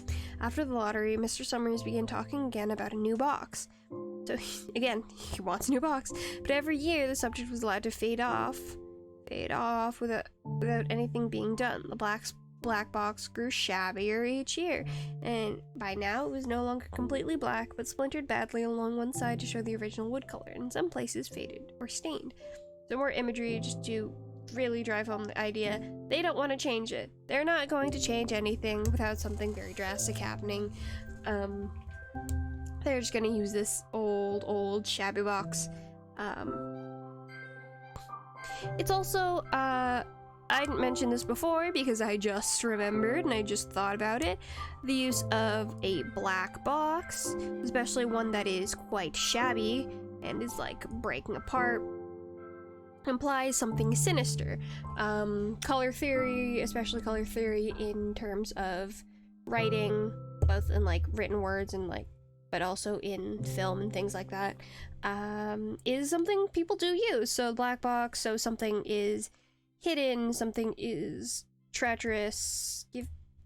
Let me write hidden, or something is treacherous, something is shady, and it being faded and stained and splintered badly really does kind of imply, and being so old too does really imply something not great with this box, and in association something not great with the lottery, because this box is for the lottery, right?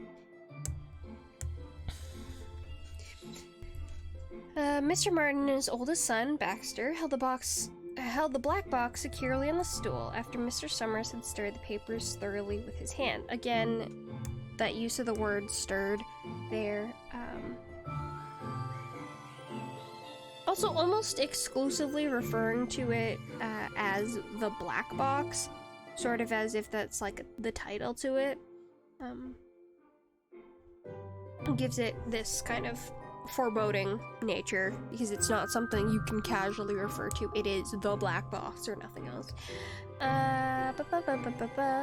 Because so much of the ritual had been forgotten or discarded, Mr. Summers had been successful in having slips of paper substituted for the chips of wood that had been used for generations.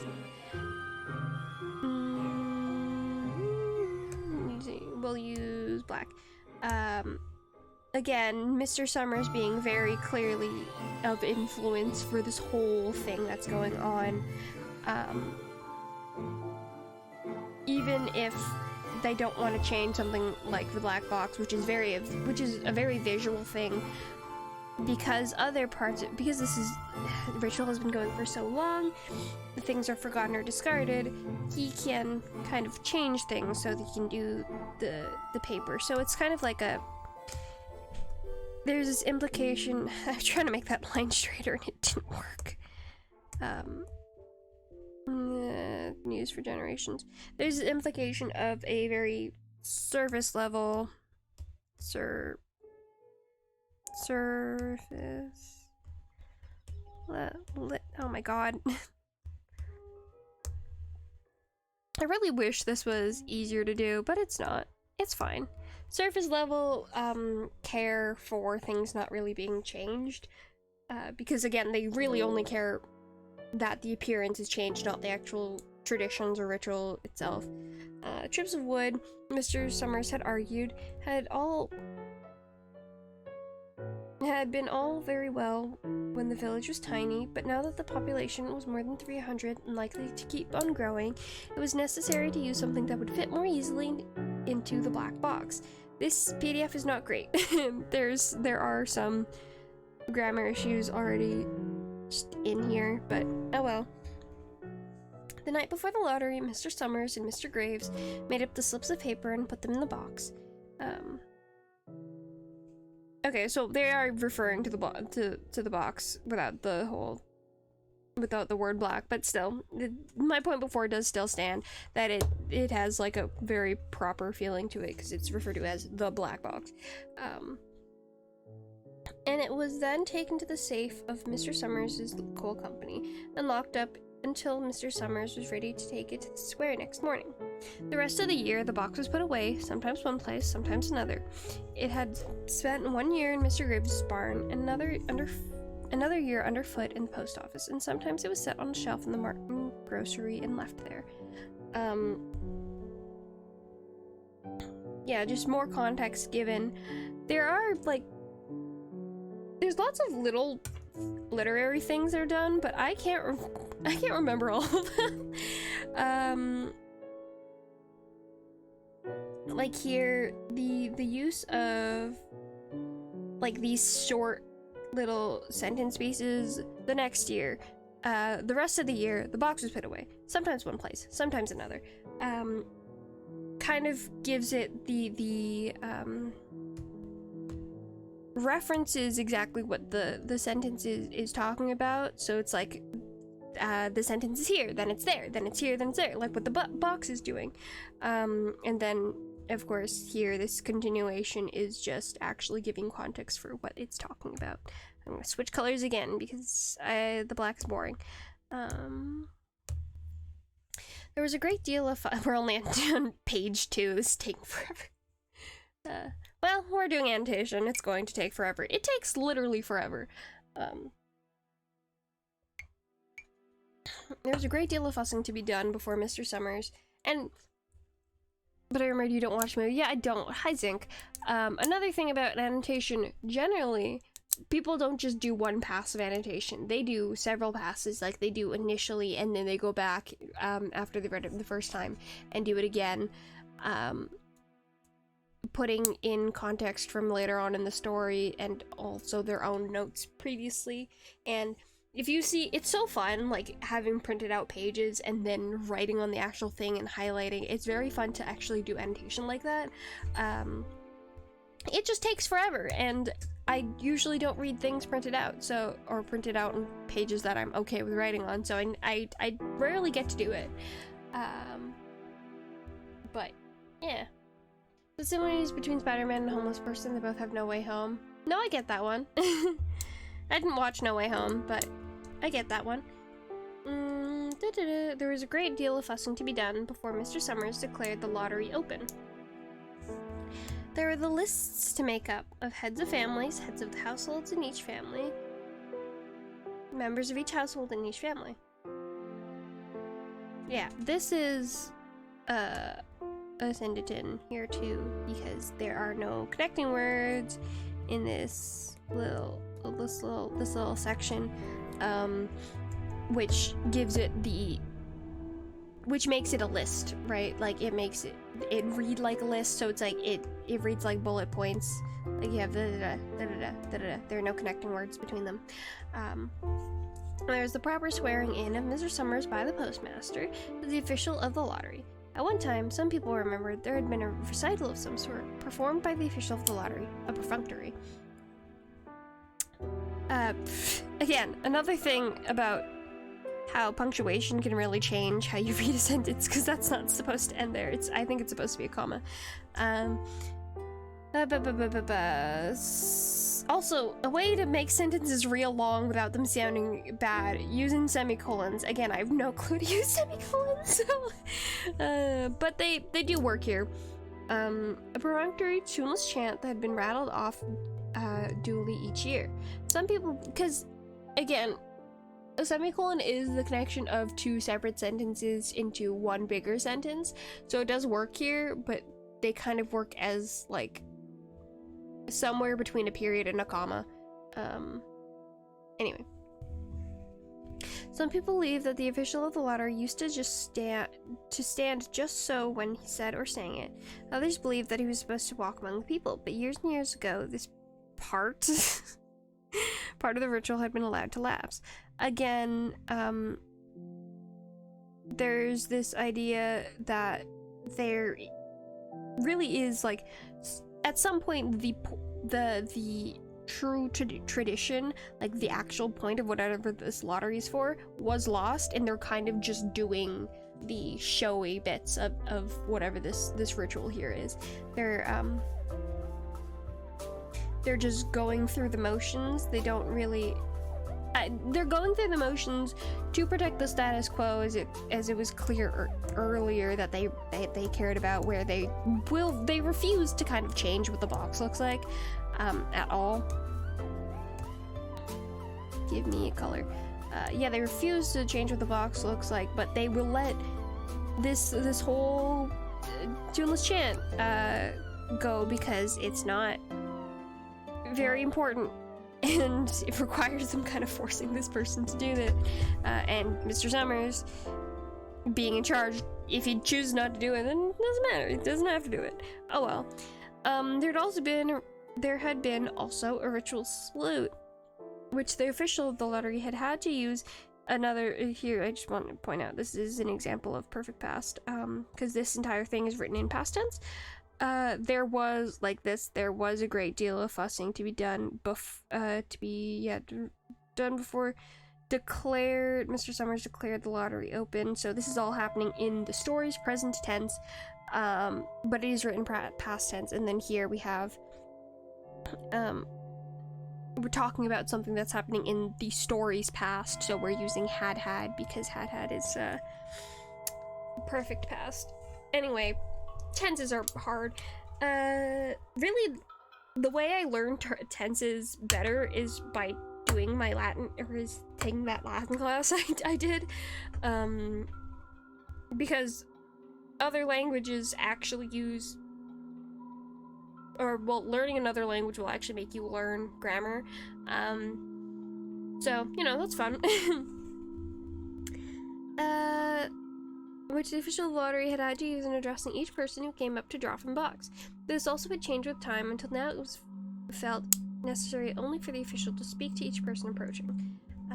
Again, that amount of change here, because it's not really, this is more actual practical things instead of the idea of whatever this ritual is.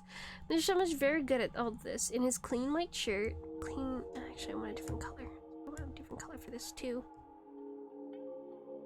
I'll use this one. In his clean white shirt and blue jeans.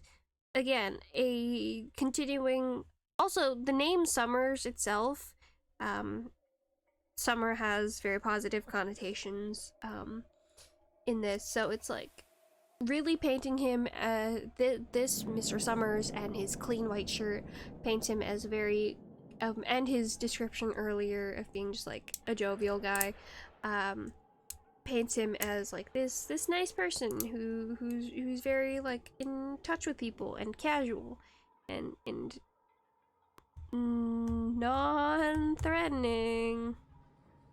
Threatening. Sure, we'll pretend that says that. That doesn't say anything close to non-threatening, but we'll pretend that's what that says.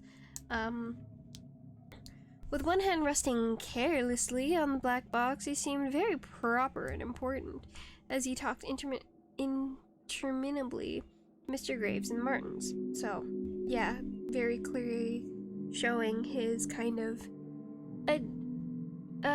what's it called?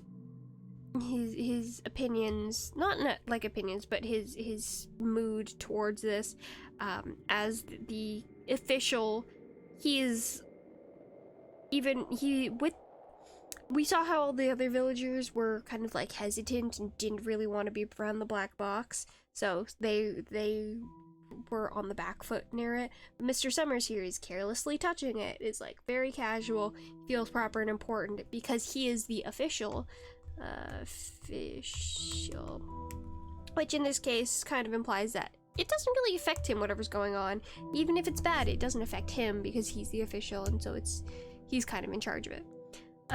Just as Mr. Summers finally left off talking and turned to the assembled villagers, Mrs. Hutchinson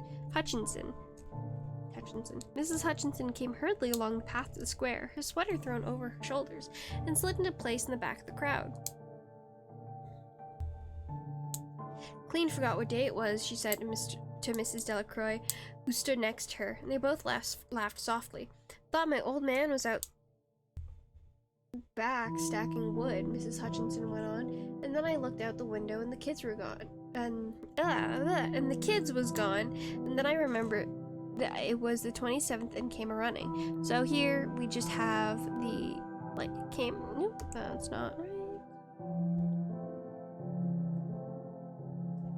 Is anyone learning anything from this, or am I just talking into a void?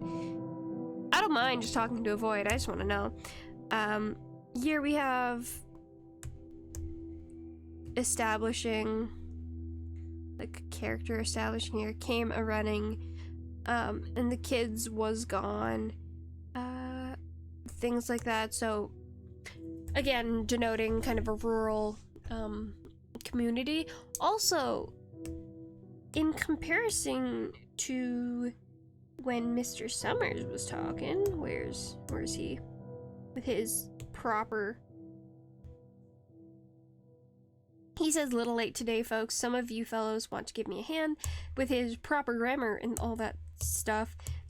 He seems first of all, he is a man and she is a woman, so it could just be that he was allowed an education.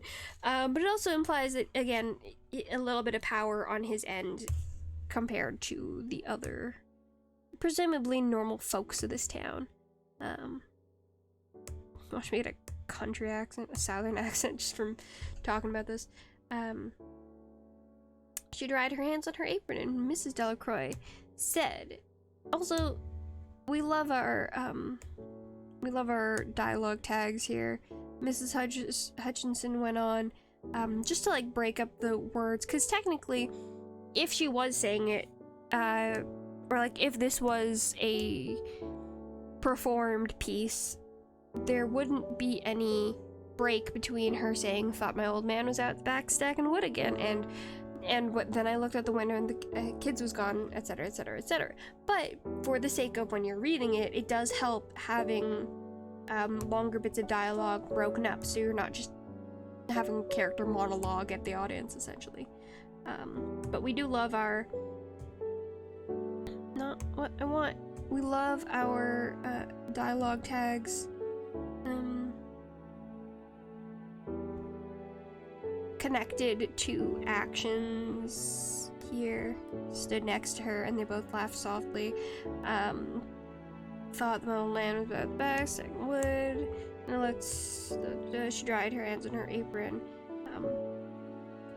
Here we have an action connected to someone else's dialogue tag, which is fun. You're in time though, they're still talking away up there.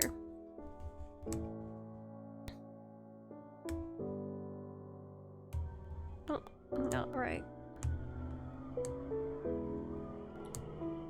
Can you guys hear the sounds of outside? It's hot, so I left the window open, but we got cars going out on outside. Mrs. Hutchinson craned her neck to see through the crowd and found her husband and children standing near the front. She tapped Mrs. Delacroix on the arm as a farewell and began to make her way through the crowd. The people separated good-humoredly to let her through. Yep, that's a fire truck. That is, I think, an ambulance car? We got some emergency services outside. I'm sorry if you can hear that. You might not be able to. It feels loud. Anyway. As people separated good-humoredly, town closeness. Town closeness. There's only 300 people in this town, in this village. The implication is they all know each other and they're all pretty chill with each other. To let her through, 2 of 3 people said in voices just loud enough to be heard across the crowd, "Here comes your Mrs. Hutchinson," and Bill, she made it after all. Mrs. Hutchinson reached her husband and Mr. Summers. And Mr. Summers, who had been waiting, said cheerfully, "Thought we were gonna have to get on without you, Tessie." Again, everyone in this town knows each other. Everyone knows each other. I'm actually not gonna write anything there, so I don't want to. Miss Hutchinson said, grinning, Wouldn't have me leave my dishes in the sink now, would you, Joe?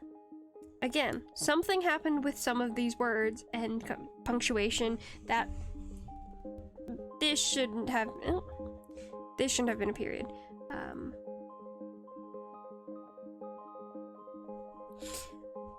Personally, I want to point out that this has happened. Hey, Mint, we're going through annotation ? Sort of, a little bit. But this happened earlier as well in the story when Mrs. Hutchinson and Mrs. Delacroix were talking, but all of the dialogue is kind of bundled into one area, which generally you don't see. I don't write like this, but you also generally don't see in like fanfiction, at least fanfiction that is formatted properly, because it's kind of a different style. This is an older piece of writing, so you honestly will see this a lot in older works. You'll see it less in more contemporary stuff, more modern things, because they'll split their dialogue up. I I think that's just kind of a writing style difference, but if you go through, I point this out because I went through English classes in Canada, and a lot of the stuff we had to read for it was older stuff, and then Shakespeare, but I love Shakespeare, and it's a different thing. Those are stage plays. They're written differently, they're written as scripts, doesn't matter. Anyway, I think that's more of like a time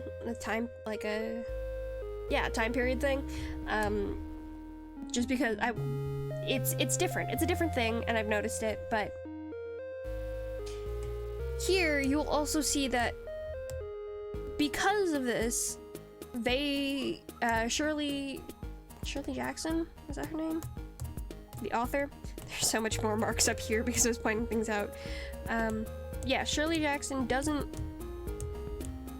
write in, Shirley Jackson has a lot in this area. The tags, so action and dialogue tags, so like everything is very clear on who's speaking. Like 2 or 3 people said Mrs. Hutchinson said grinning. Like, you have a very clear idea of who's speaking, even if it's all kind of bundled in this area right here. And because everything else has really nice formatting, it's not like difficult to read. It looks fine. Again, I think that's a time period thing, the difference in writing, because personally I probably would never do this, write things like this. But I've seen a lot of short stories written this time period and a little bit earlier that write this style for dialogue, at least. Yeah, though it's also funny thing, because this is something that you'd probably notice if I don't know what I'm saying. What am I saying?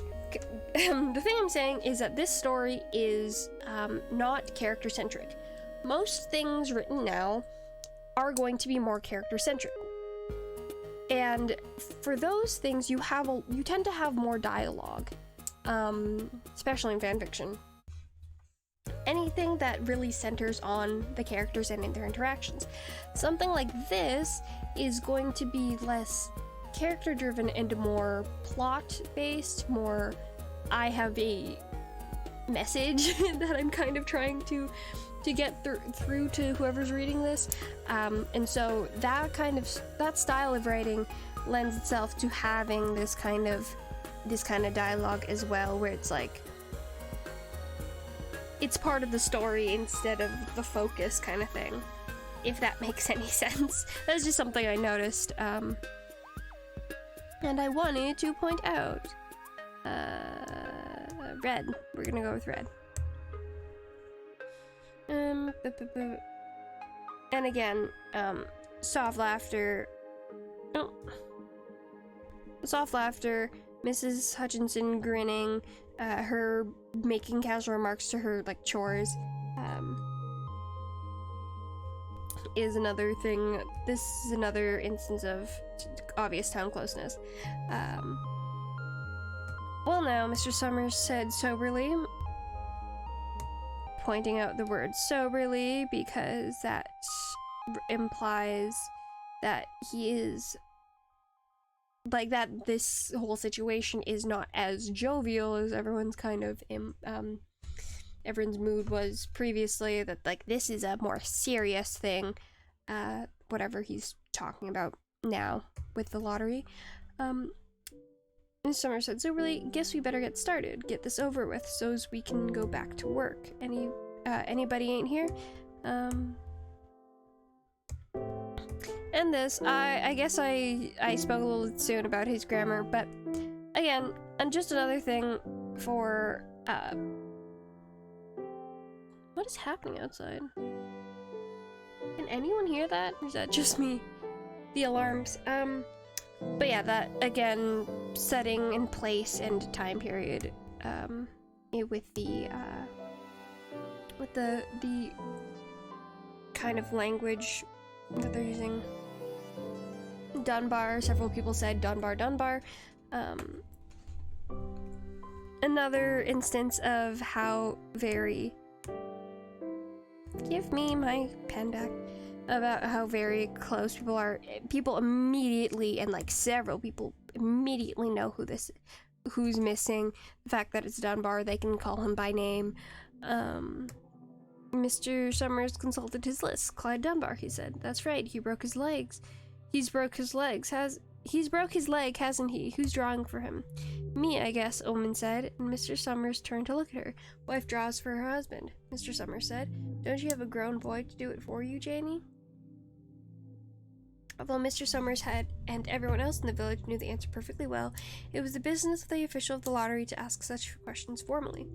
Mr. Summers waited with an expression of polite interest while Mrs. Dunbar answered. I also want to point out... Business of the official... Can I draw a straight line, please? I can't. The answer is I can't.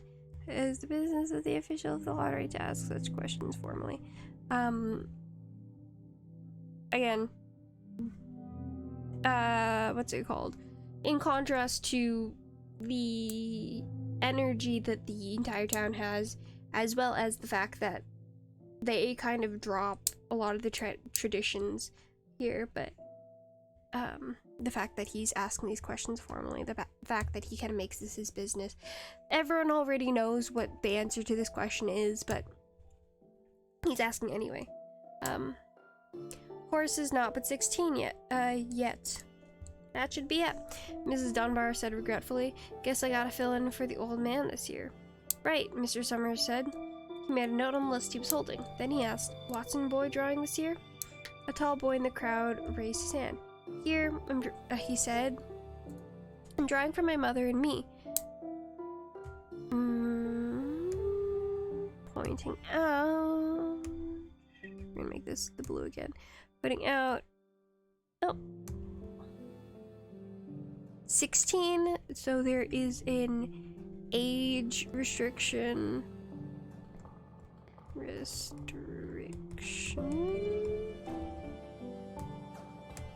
On this. My notes are terrible. But yeah, there's an age restriction on this whole event here, so it's not something everyone can partake in. And also further reinforced with Watson boy drawing this year, so this year implying due to age. He blinked his eyes nervously, and ducked his head as several voices in the crowd said things like, Good fellow Jack, and glad to see your mother's got a man to do it. Mother's got a man to do it. Now this could be due to the nature of whatever this lottery is. It could be time period sexism, it could just be that this town is misogynistic, but this does kind of give you an idea that it's not great. Something is not great here. Or just gives you, again, more context for the when this and when and where this story is taking place. Well, Mr. Summers said, guess that's everyone. Old man Warner make it? Here, a voice said, and Mr. Summers nodded. A sudden hush fell on the crowd as Mr. Summers cleared his throat. Ooh, something's happening. Why did that happen? That was weird. Okay. Hopefully that doesn't happen again. Actually, let me check on... Let me just plug in my computer. My second computer. Maybe it's just dying. Okay. A sudden hush fell on the crowd as Mr. Summers cleared his throat and looked at the list. Actually, I'm going to do one thing.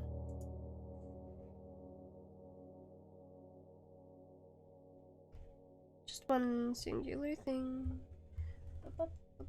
Oh, come on.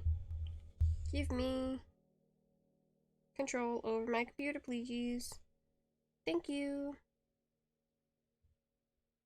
Everything is reacting very slowly, so sorry about this. Come on. My computer doesn't like that it's been on this long.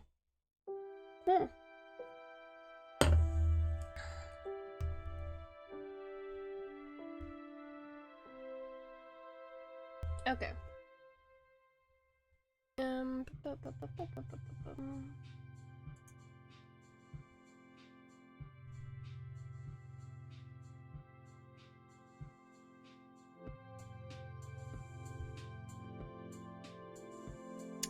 It's not reacting. Wait a second. Oh, come on. React for me, please. I believe in you.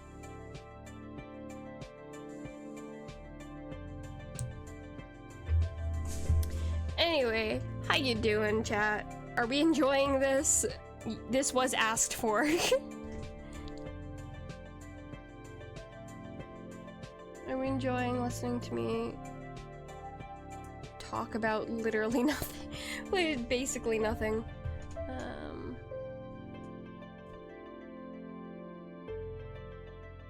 Ooh, it's really chugging.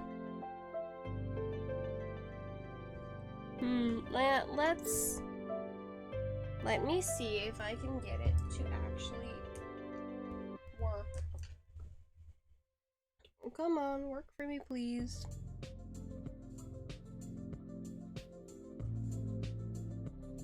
Anyway, how y'all doing? If there's anyone still in chat, if I haven't put people to sleep yet, I will remind you guys that this is literally what people do in English class. This is an English class.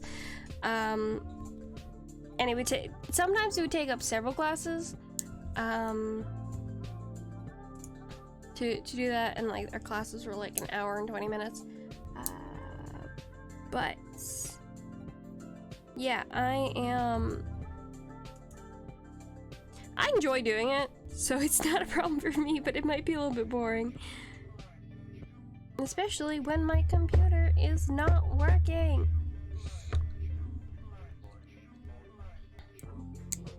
There we go, give me my colorful pages.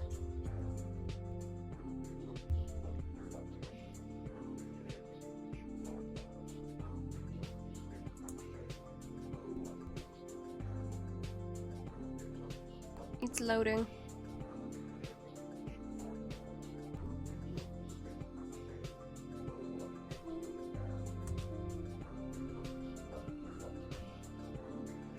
We got a loading screen.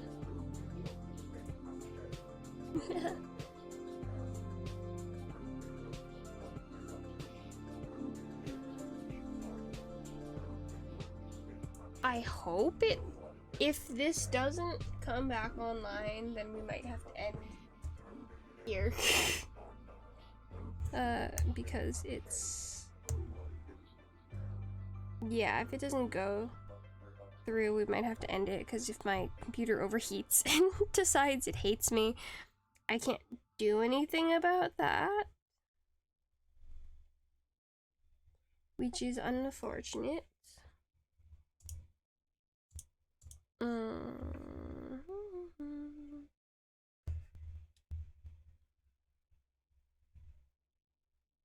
Okay, let's try this again. Yeah, my computer's really chugging here. I can throw water on it. I don't think that'll help me here. You guys enjoying this? I need to know. I need to know if this is enjoyable to you. So it cools down? No. Yeah, you're enjoying it? Are you enjoying it because you're learning something? Or are you enjoying it because I'm just talking? I just continue to talk, and it's kind of nice to just hear someone talk sometimes. Yes. Alright. Unhelpful. This is why I wanted to stream directly to my computer yeah, I wanted to stream the image on my tablet directly to my computer. Strange? Yeah. Because Discord is having a bit of trouble Let me disconnect entirely. I'm gonna turn my computer off for like half a minute here, while I wait for it to calm itself down. Ah, Debbie's disappeared. That's weird. Finally seeing into the chat, not the chat, the meeting room. Stretching. Ah. It is warm. I'm so warm right now. Woo! Because I'm sitting on a bunch of blankets. I have to wear half a sweater. I'm warm. Why is it warm? It's nighttime. What temperature is it outside? Let's check what the temperature is. It's 16 degrees right now. Gross. Ooh, it's gonna rain tomorrow. Yes. I'm so excited about that. I work tomorrow and I love it when it rains. It makes things so much easier. But yeah, I think it was partially because my computer is plugged in, because when it's charging, it heats up a bunch. And that's why it was angry at me. So let's hope it calms down. I had to close Discord to try to get it to stop freaking out. No thanks. There we go, okay. Put me back in, coach. Alright. Okay. Alright, okay, alright. Bring back the screen, please. Nice, nice, nice, nice. Okay, everything is working again. Cool, cool, cool. There we go. Good job. Saying it like the computer has feelings. It's fine.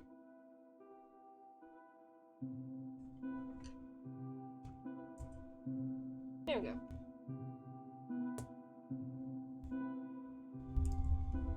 Drink water? I think we're almost out. We got one more of those. The cup is not very big. I should be drinking more water considering how much I'm talking, but it's fine. It's okay. We're back. So,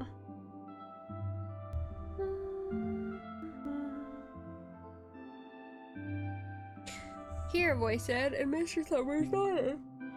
Oh, a sudden hush fell on the crowd as Mr. Summers cleared his throat and looked at the list.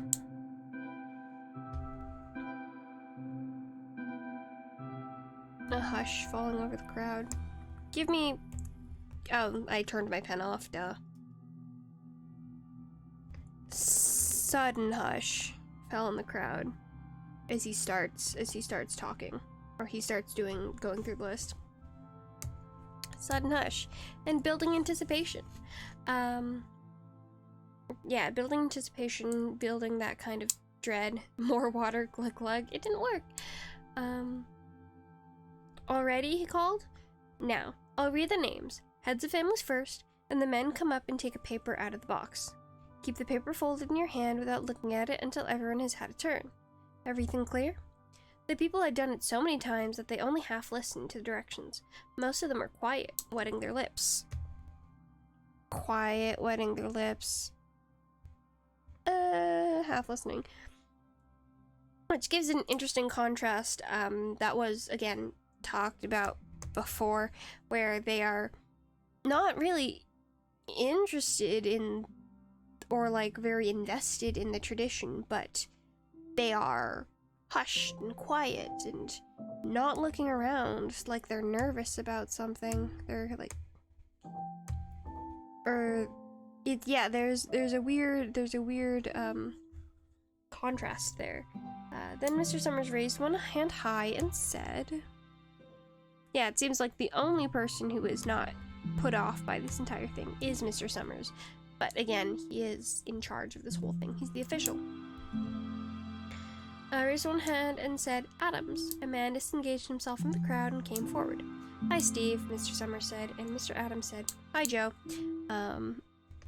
This right here, this establishing, this establishing of contact, it was referenced earlier in the story that he, like, has a he, like, makes contact with them, he has a conversation. He doesn't do the salute, but he talks to each person, each and every person. They grinned at one another humorously and nervously. Again, more implication that something is going on bad. Something bad is going on here. Then Mr. Adams reached into the black box and took out a folded paper. He held it firmly by one corner as he turned and went hastily back to his place in the crowd. So more words that give, I don't think that'd be it's not considered imagery, but more things that, like, point out very important, that are very important to building the scene that we have. So he's holding it firmly by one corner. He turns hastily, or he goes back hastily to his place in the crowd. He stands a little apart from his family, not looking down at his hand. More things just building this tension. We as readers have no clue what's going on at this point in time. No clue why they're acting this cagey and weird about whatever this going on, because as far as we know, it's a lottery. It's just them picking names, or these picking pieces of paper out of a box. Something they're used to, and, like, they can be kind of casual about beforehand, and Mr. Summers, who is so trustworthy, doesn't seem worried about it, and it's just like a thing, but they're also being weird about it, so, you know. "Alan," Mr. Summers said. "Anderson, Bentham. Seemed like there's no time at all between lotteries anymore," Mrs. Delacroix said to Mrs. Graves in the back row. "Seems like we got through the last one only last week." Here. This line kind of implies, again, with the context of there being dread, or, like, unease, unhappiness around this whole thing, it's really like these characters are kind of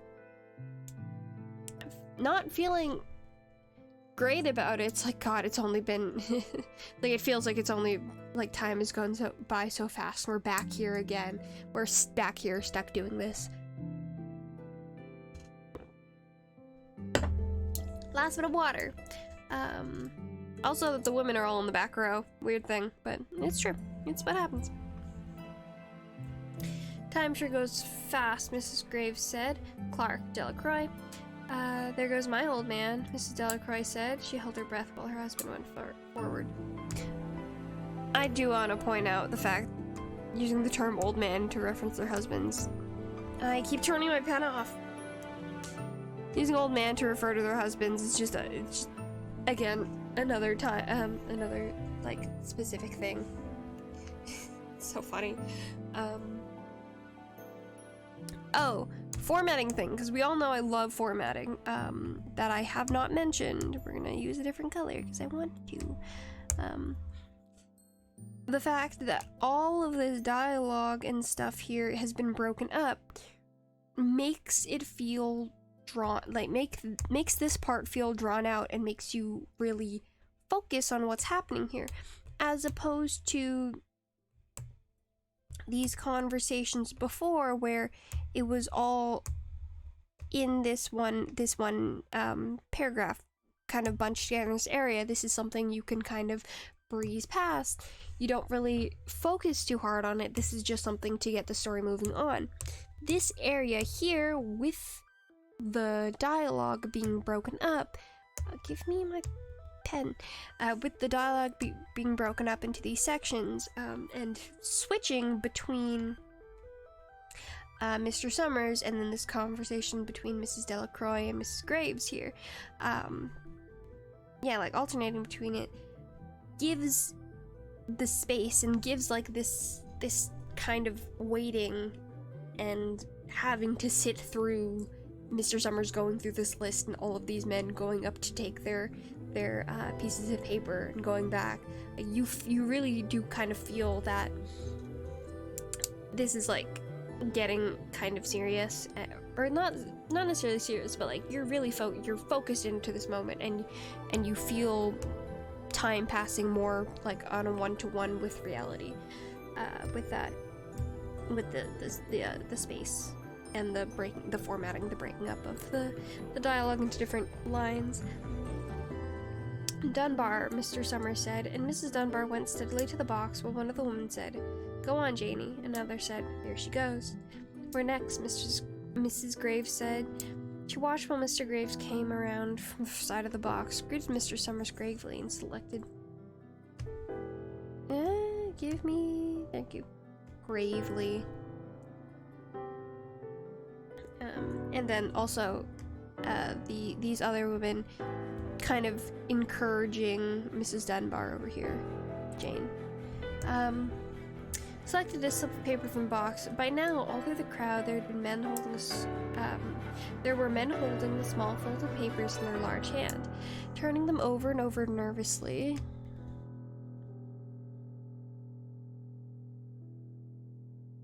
Mrs. Dunbar and her two sons stood together, Mrs. Dunbar holding the slip of paper. Herbert Hutchinson. "Get up there, Bill," Mrs. Hutchinson said. The people near her laughed. Jones. "They do say," Mr. Adams said to Old Man Warner, who stood next to him, "that over in the North Village they're talking of giving up the lottery." They're talking of giving up the lottery, which is important. Again, these are people who are pretty traditional, and it's like this makes you wonder why.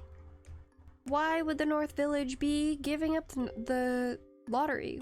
We've seen like dread and kind of apprehension with these villagers in terms of the lottery, but we haven't seen anything bad happening. So why would that's not what I wanted. Why would this northern village want to give it up? Or why would they be in talks of giving it up? Which is different from just giving it up or doing something else. The fact that they're talking about it really implies that it's an important thing. Mr. Warner. Old Man Warner snorted, "Pack of crazy fools." Let's pick a new color, actually. We'll do this one. This weird skin color here. Come on, get rid of that. Come on. "Pack of crazy fools," he said, listening to the young folks. "Nothing's good enough for them. Next thing you know, they'll be wanting to go back to living in caves. Nobody works anymore. Live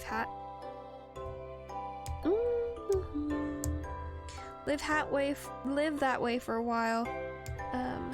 Used to be a saying about lottery in June, corn be heavy soon. Oh, my battery's running low. First thing you know, I'll be eating stewed chickweed and acorns. There's always been a lottery," he said petulantly. "Bad enough to see young Joe Summers up there joking with everybody. Give me pen. Come on. Come on, computer." Oh no. I swear it's on. It's just not drawing for me.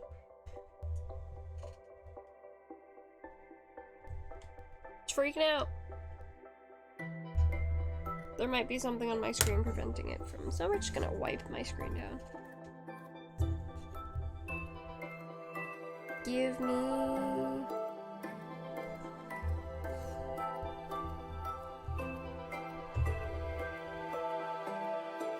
It's fully frozen. Again, it's just jumped. I scrolled down and it scrolled all the way up. There we go. Come on back.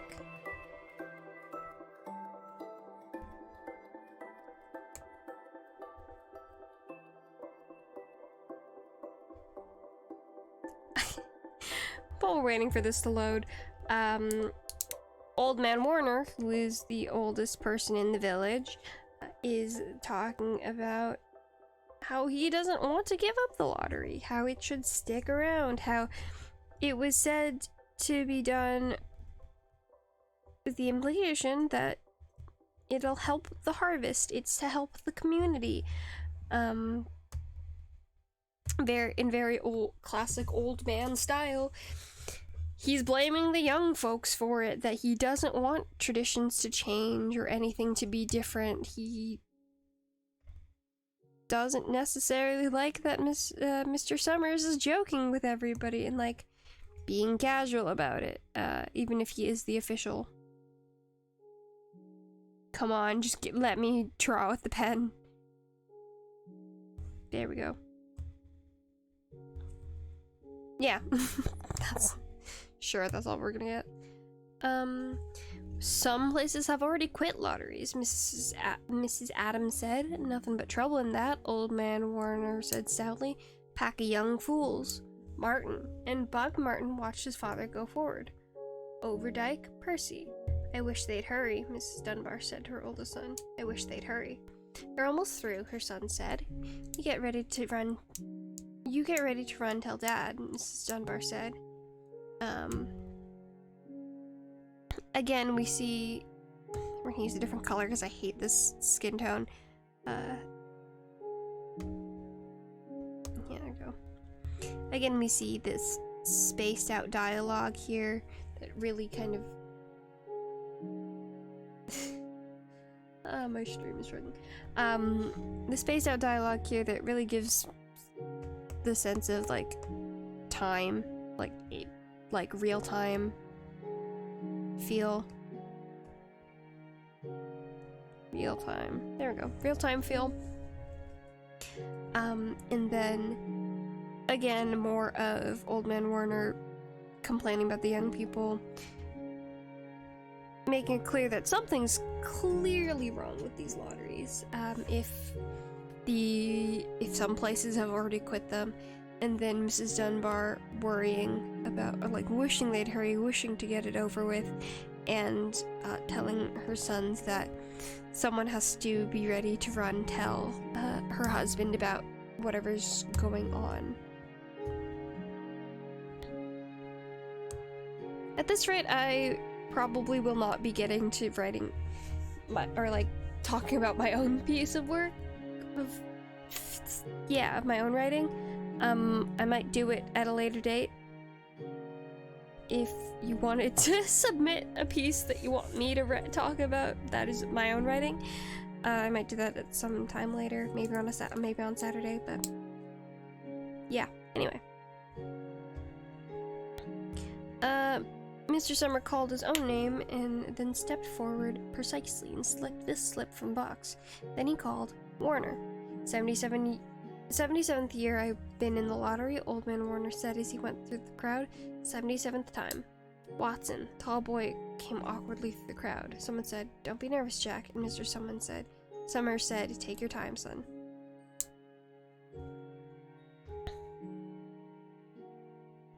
God, the waiting on the pen. Come on. There you go. Don't be nervous, Jack. More continued implication that something is bad. This isn't great. Oh no. Came awkwardly through also. Also, the use of of boy and... I swear I was pulling a straight line there. I don't know why it's so wiggly.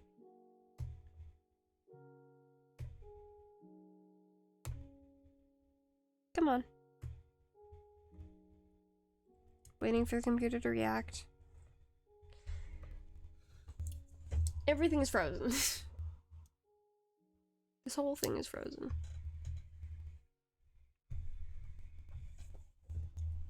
But yeah, I want to say the tall boy, that line, the tall boy came awkwardly through the crowd. Boy, oh, there we go. It's catching up. The use of the word boy and awkwardly makes it pretty clear that this is something new, then this is a child. And Mr. Summers calling him son and whoever else is speaking calling him Jack. This is like a child that they're worried about. I wish my thing would load. That'd be great.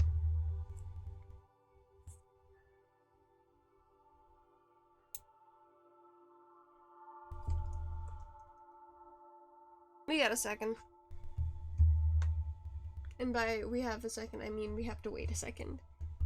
Because my computer is freaking out. Trying to figure out what to do.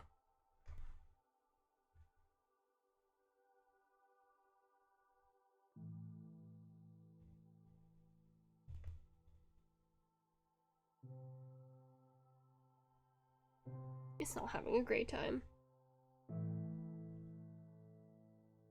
This is why I had to do like a short story.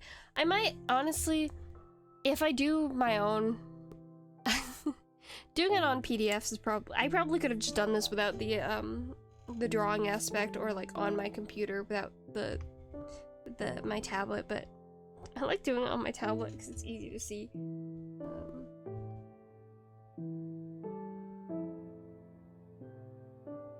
Okay, it's moving. Zanini.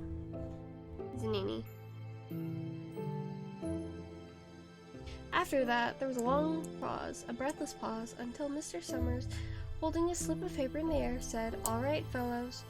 For a minute, no one moved, and then all the slips of paper were open.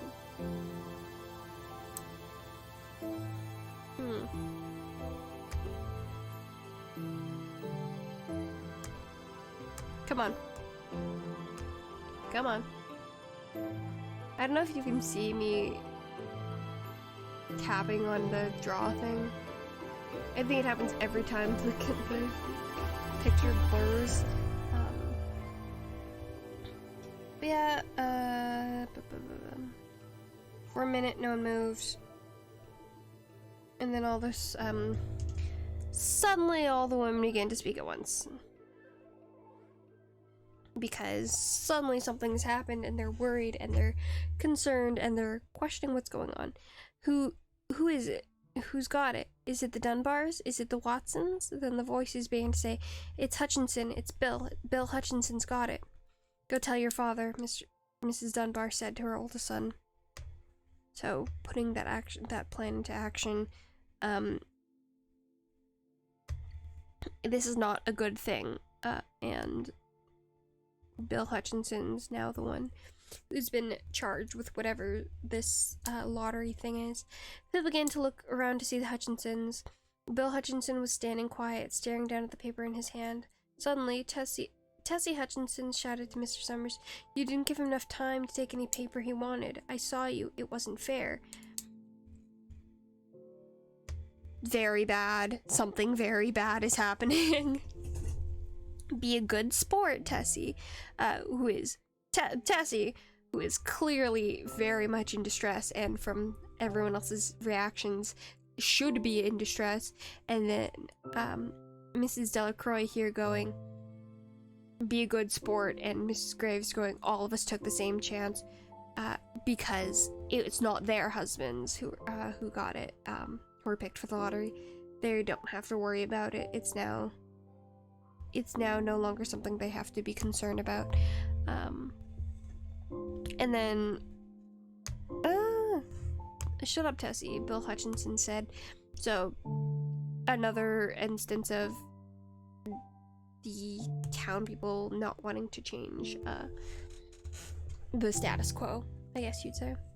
"Well, everyone," Mr. Summers said, "that was done pretty fast. Now we've got to be hurrying a little more to get done in time." He consulted his next list. "Bill," he said, "you draw for the Hutchinsons family. You got any other households in the Hutchinsons?" "There's Dawn and Ava," Mrs. Hutchinson yelled. "Make them take their chance." "Daughters draw with their husband's family," Tessie. Mr. Summers said gently. "You know that as well as anyone else." "It wasn't fair," Tessie said. I'm trying to avoid actually writing on the thing. A lot of this is what I'd said before, but also trying to get the pen out takes forever. I guess not, Joe. Bill Hutchinson said regretfully. My daughter draws with her husband's family. That's only fair. They've got no other family except the kids. Then, as far as drawing for families is concerned, it's you, Mr. Summers said in explanation. And as far as drawing for households is concerned, that's you too, right? Right, Bill Hutchinson said. How many kids, Bill? Mr. Summers said formally. 3, Bill Hutchinson said. Also, more of this spreading out of dialogue, because dialogue makes things go very quickly, or makes a scene move very quickly, but spreading it out can also, it's jumped forward. There we go. Come on back. Come on, stream. Catch up to what's happening. But yeah, spreading it out, literally giving it space. It's like, you know, in a movie when characters having a conversation and it's only silence in the background, there's like no music, there's no chatter, there's maybe you hear like wind in the background, but that's basically it. It's like quiet. It's quiet, so you really focus on what's going on. That's kind of what's happening here.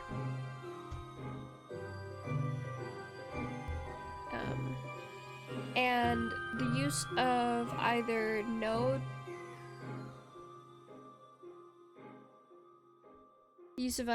dialogue tags or only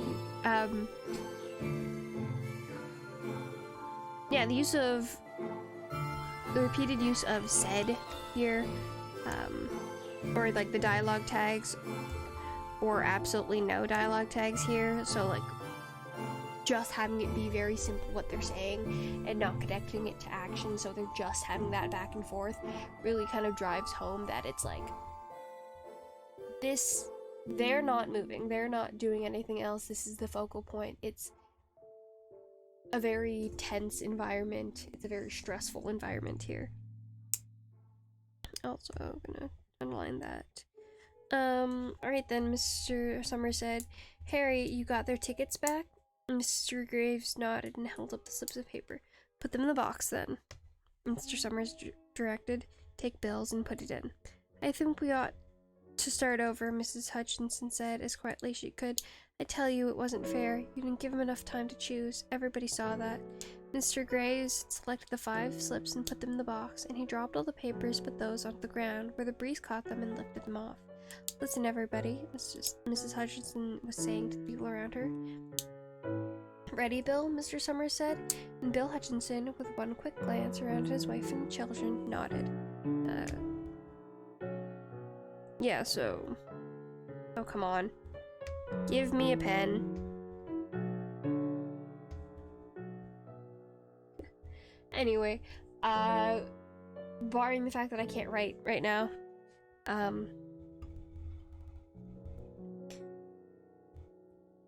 she really doesn't want whatever's going on to happen. They were asked about how many children they have, and they have 3, and now there's 5 sets of paper, so they're now choosing between all the people in their family, because, yeah, Mr. Hutchinson is doing it because he is, head of the household. We got some imagery here with the fact that they're just dropping all the other papers in the ground, the breeze is lifting them away. Mrs. Hutchinson, like, fighting for her life out here because no one is listening to her. Everyone else just being resigned, especially her husband, just being resigned to the lottery and the tradition, even though they really could just not do it. But they are going to do it because of this belief that they have, or this, the fact that they hold the lottery, so kind of dear to them. Come on. There we go.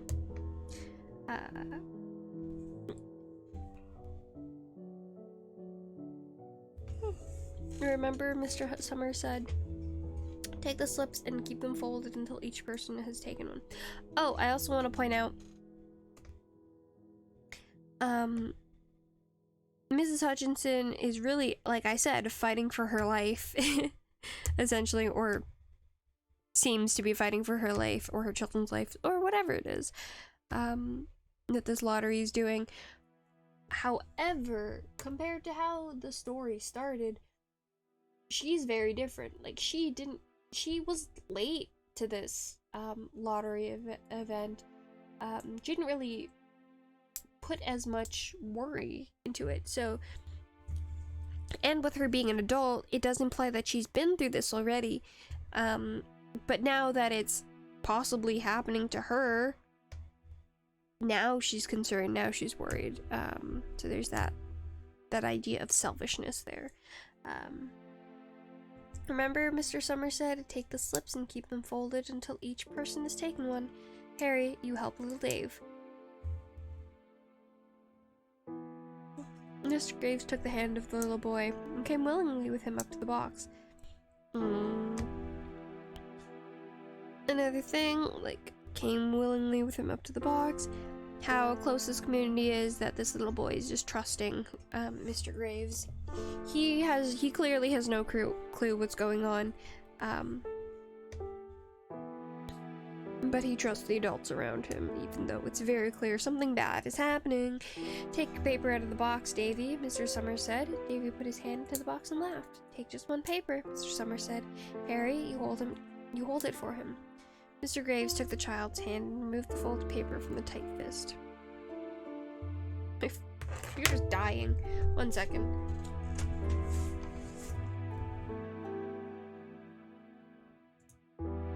That's not the one. 1 second. I have to get my charger.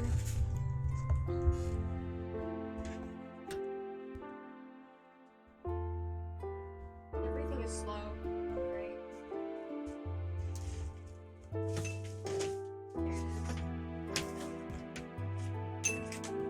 I had another charger plugged into my phone. It doesn't work as well as this one does.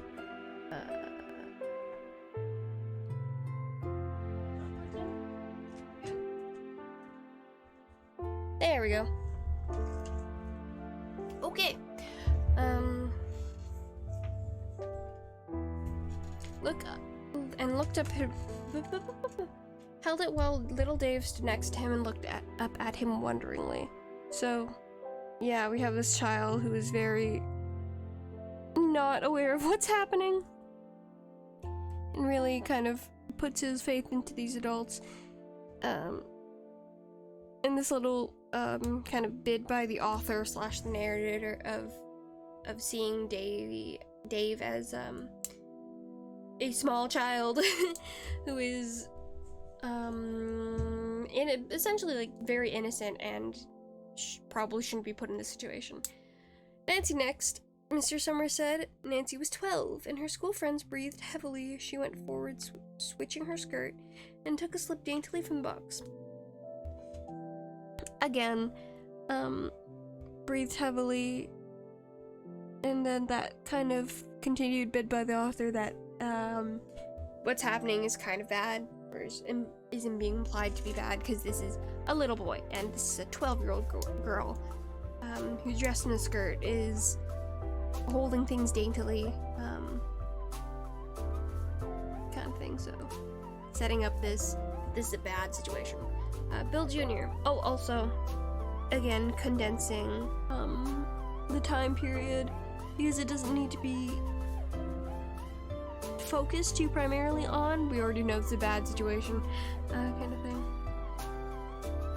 Mr. Summers said, and Billy, his face red and his feet over large, near knocked the box over as he got a paper out. Tessie, Mr. Summers said. She hesitated for a minute, looking around defiantly, and then set her lips and went up to the box. So, she fully could have run, but again, she's part of this town, part of this tradition. She's seen this happen for years, and she hasn't done anything. But now it's happening to her. She doesn't want it to happen, that's why she's looking around defiantly, but she's going to do it anyway because she has to. Bill, Mr. Summers said, and Bill Hutchinson reached into the box and felt around, bringing his hand out at last with a slip of paper in it. The crowd was quiet. A girl whispered, I hope it's not Nancy, because it's a bad thing that's going on. And the sound of the whispers reached the edge of the crowd. Oh, I fully have not had I had my screen off this entire time. I didn't really add much, but yeah. Yeah, this entire area is like all kind of bunched together. It's not the way it used to be. Old man Warner being grouchy and old again. People the way they used to be. Alright, Mr. Summers said, open the papers. Harry, you open little Dave's. Again, that kind of hammering home just how small and young Davy is. Or Dave is. He's being called little by everyone. He can't even open the paper by himself. He probably can't read. Although I don't know if there's like a written thing inside of it, but yeah, he can't like do this stuff by himself. Mr. Graves opened the slip of paper, and there was a general sigh through the crowd as he held it up, and everyone could see that it was blank. Come on, give him a pen. Yeah, that sigh, that general sigh. Everyone cares and does not want it to happen. Nancy and Bill Jr. opened theirs at the same time, and both beamed and laughed, turning around to the crowd and holding their slips of paper above their head. So, clearly huge relief. It is interesting how ingrained this kind of ritual is for them, though, that they're beaming and laughing because they're safe, which implies that one of their parents, because it's only their parents left, is going to not be safe. Like, they're totally fine with it happening as long as it's not to them.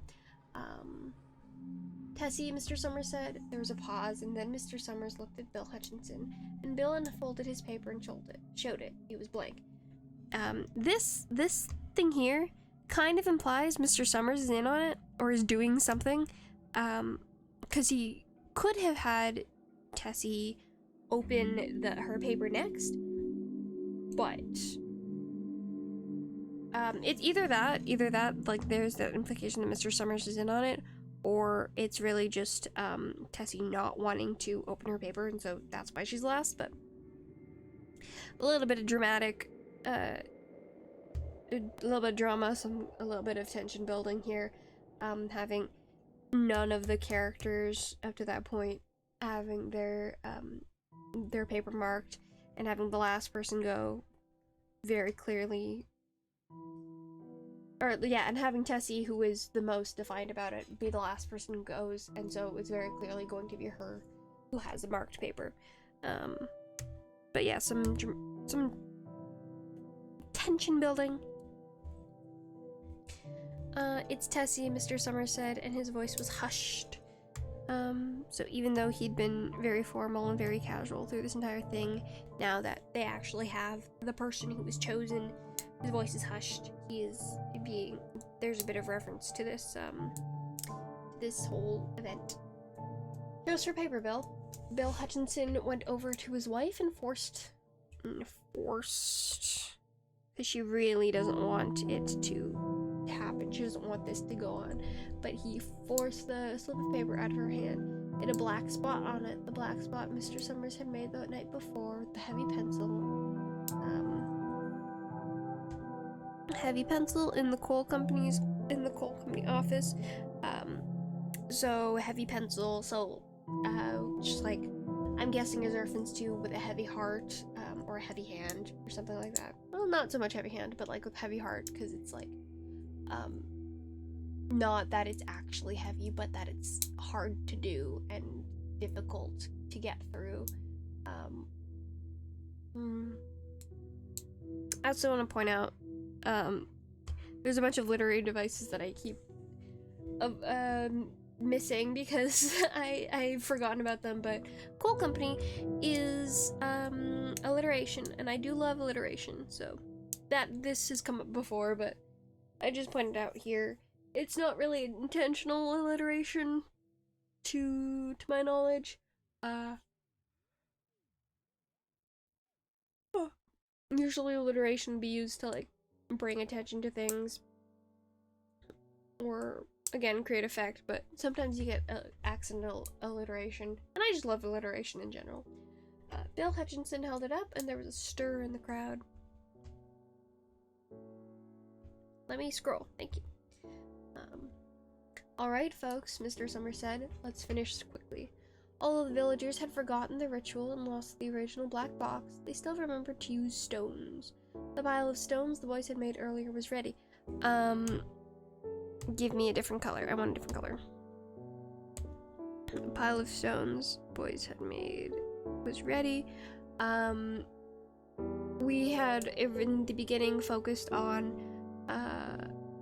Mrs. Hutchinson's son collecting stones, and these children literally going around and collecting stones for fun, and that would be foreshadowing into this moment now, and it had seemed so innocent and like fun for these kids to do before, these boys specifically, to collect stones and all that stuff.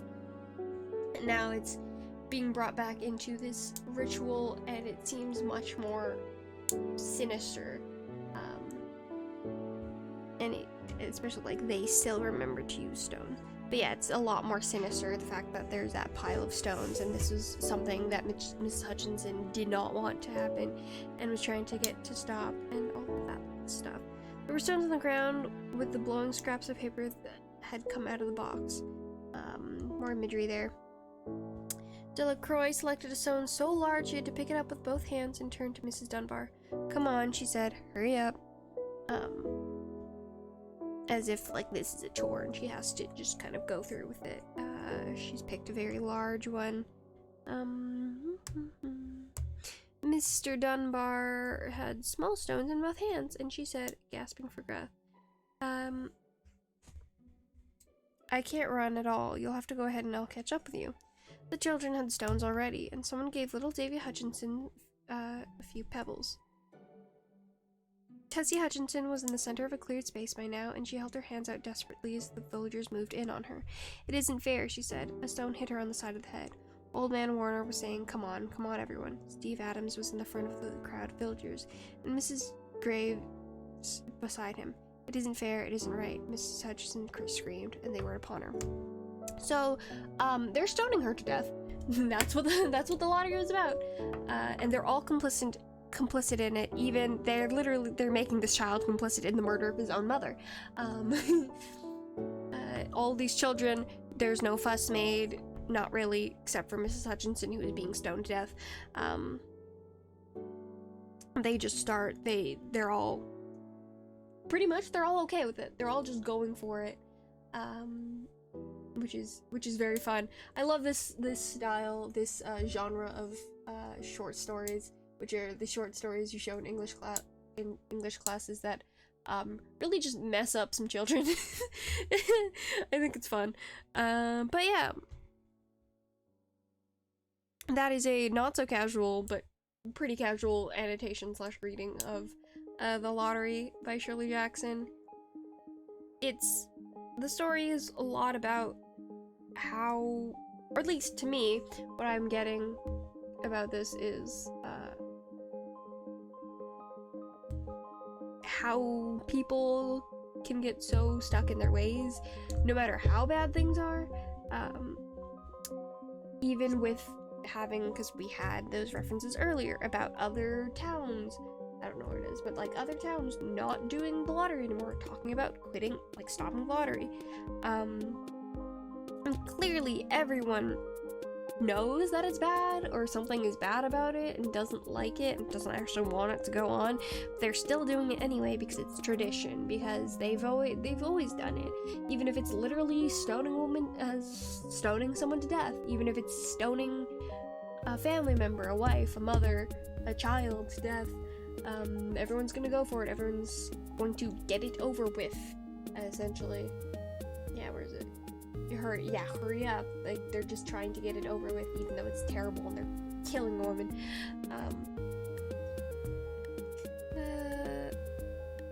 Yeah, like, describe the setting using specific details from the story in your answer.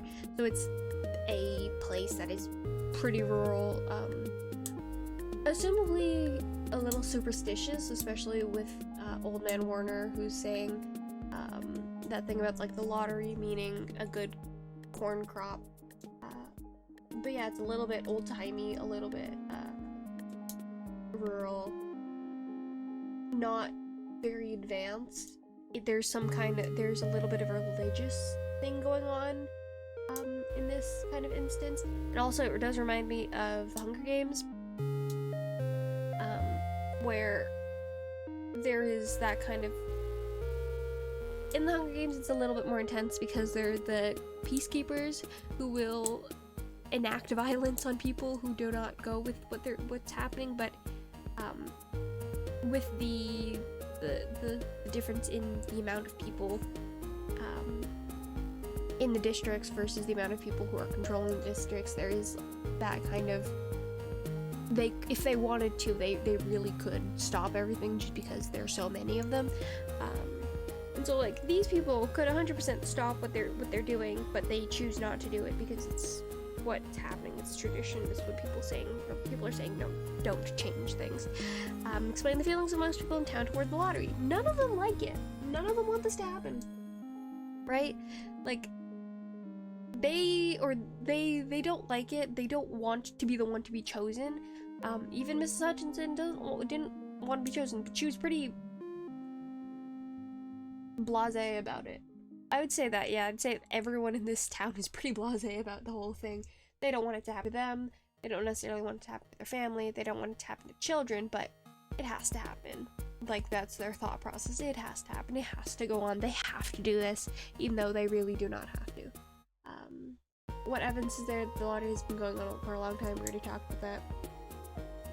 We talked about old man Warner not wanting to change it because he's old and doesn't want things to change. Because it's what happened in his time. That's how he grew up. Blah blah blah blah. Explain how the lottery works. It's checking or picking pieces of paper out of a thing. Picking pieces of paper out of an old box.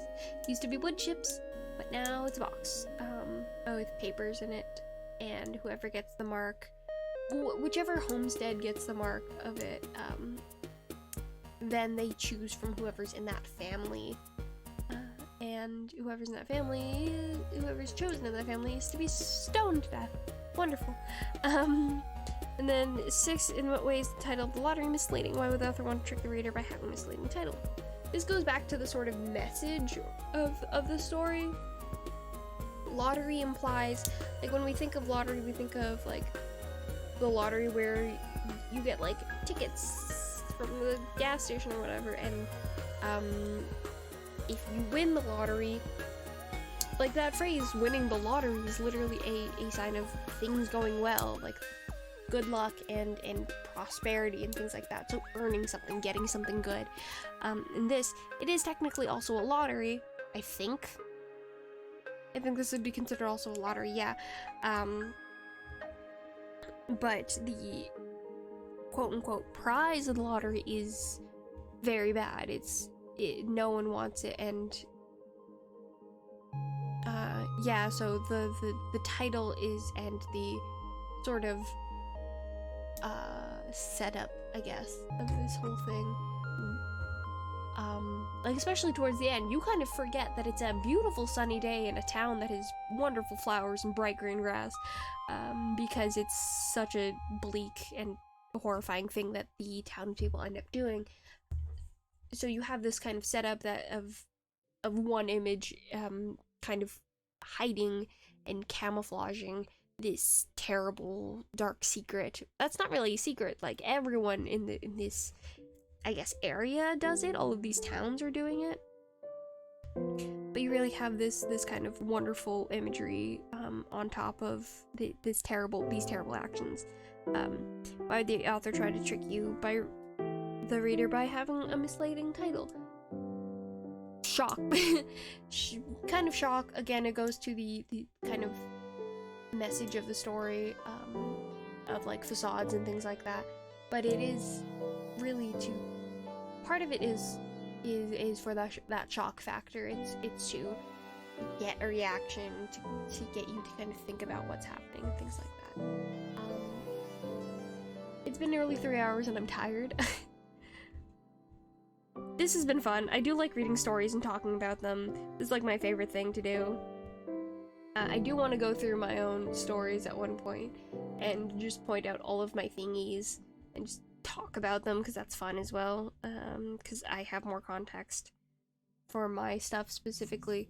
So if you did enjoy this, I'd be willing to do something like it again because I like talking about stories. And especially not having to write them because that's stressful and that takes a lot of time. But yeah, that's gonna be the end of it tonight. I hope you enjoyed. If you're here, thank you for coming. If you've stayed, thank you for staying. If you've fallen to sleep to me talking about literally things people teach in school, I do not blame you. But yeah, bye. I will see you maybe Saturday? Probably not Saturday. I have a tattoo appointment coming up. I'm so excited about that. But yeah, I'll see you at least next week. Bye-bye, bye-bye, bye-bye.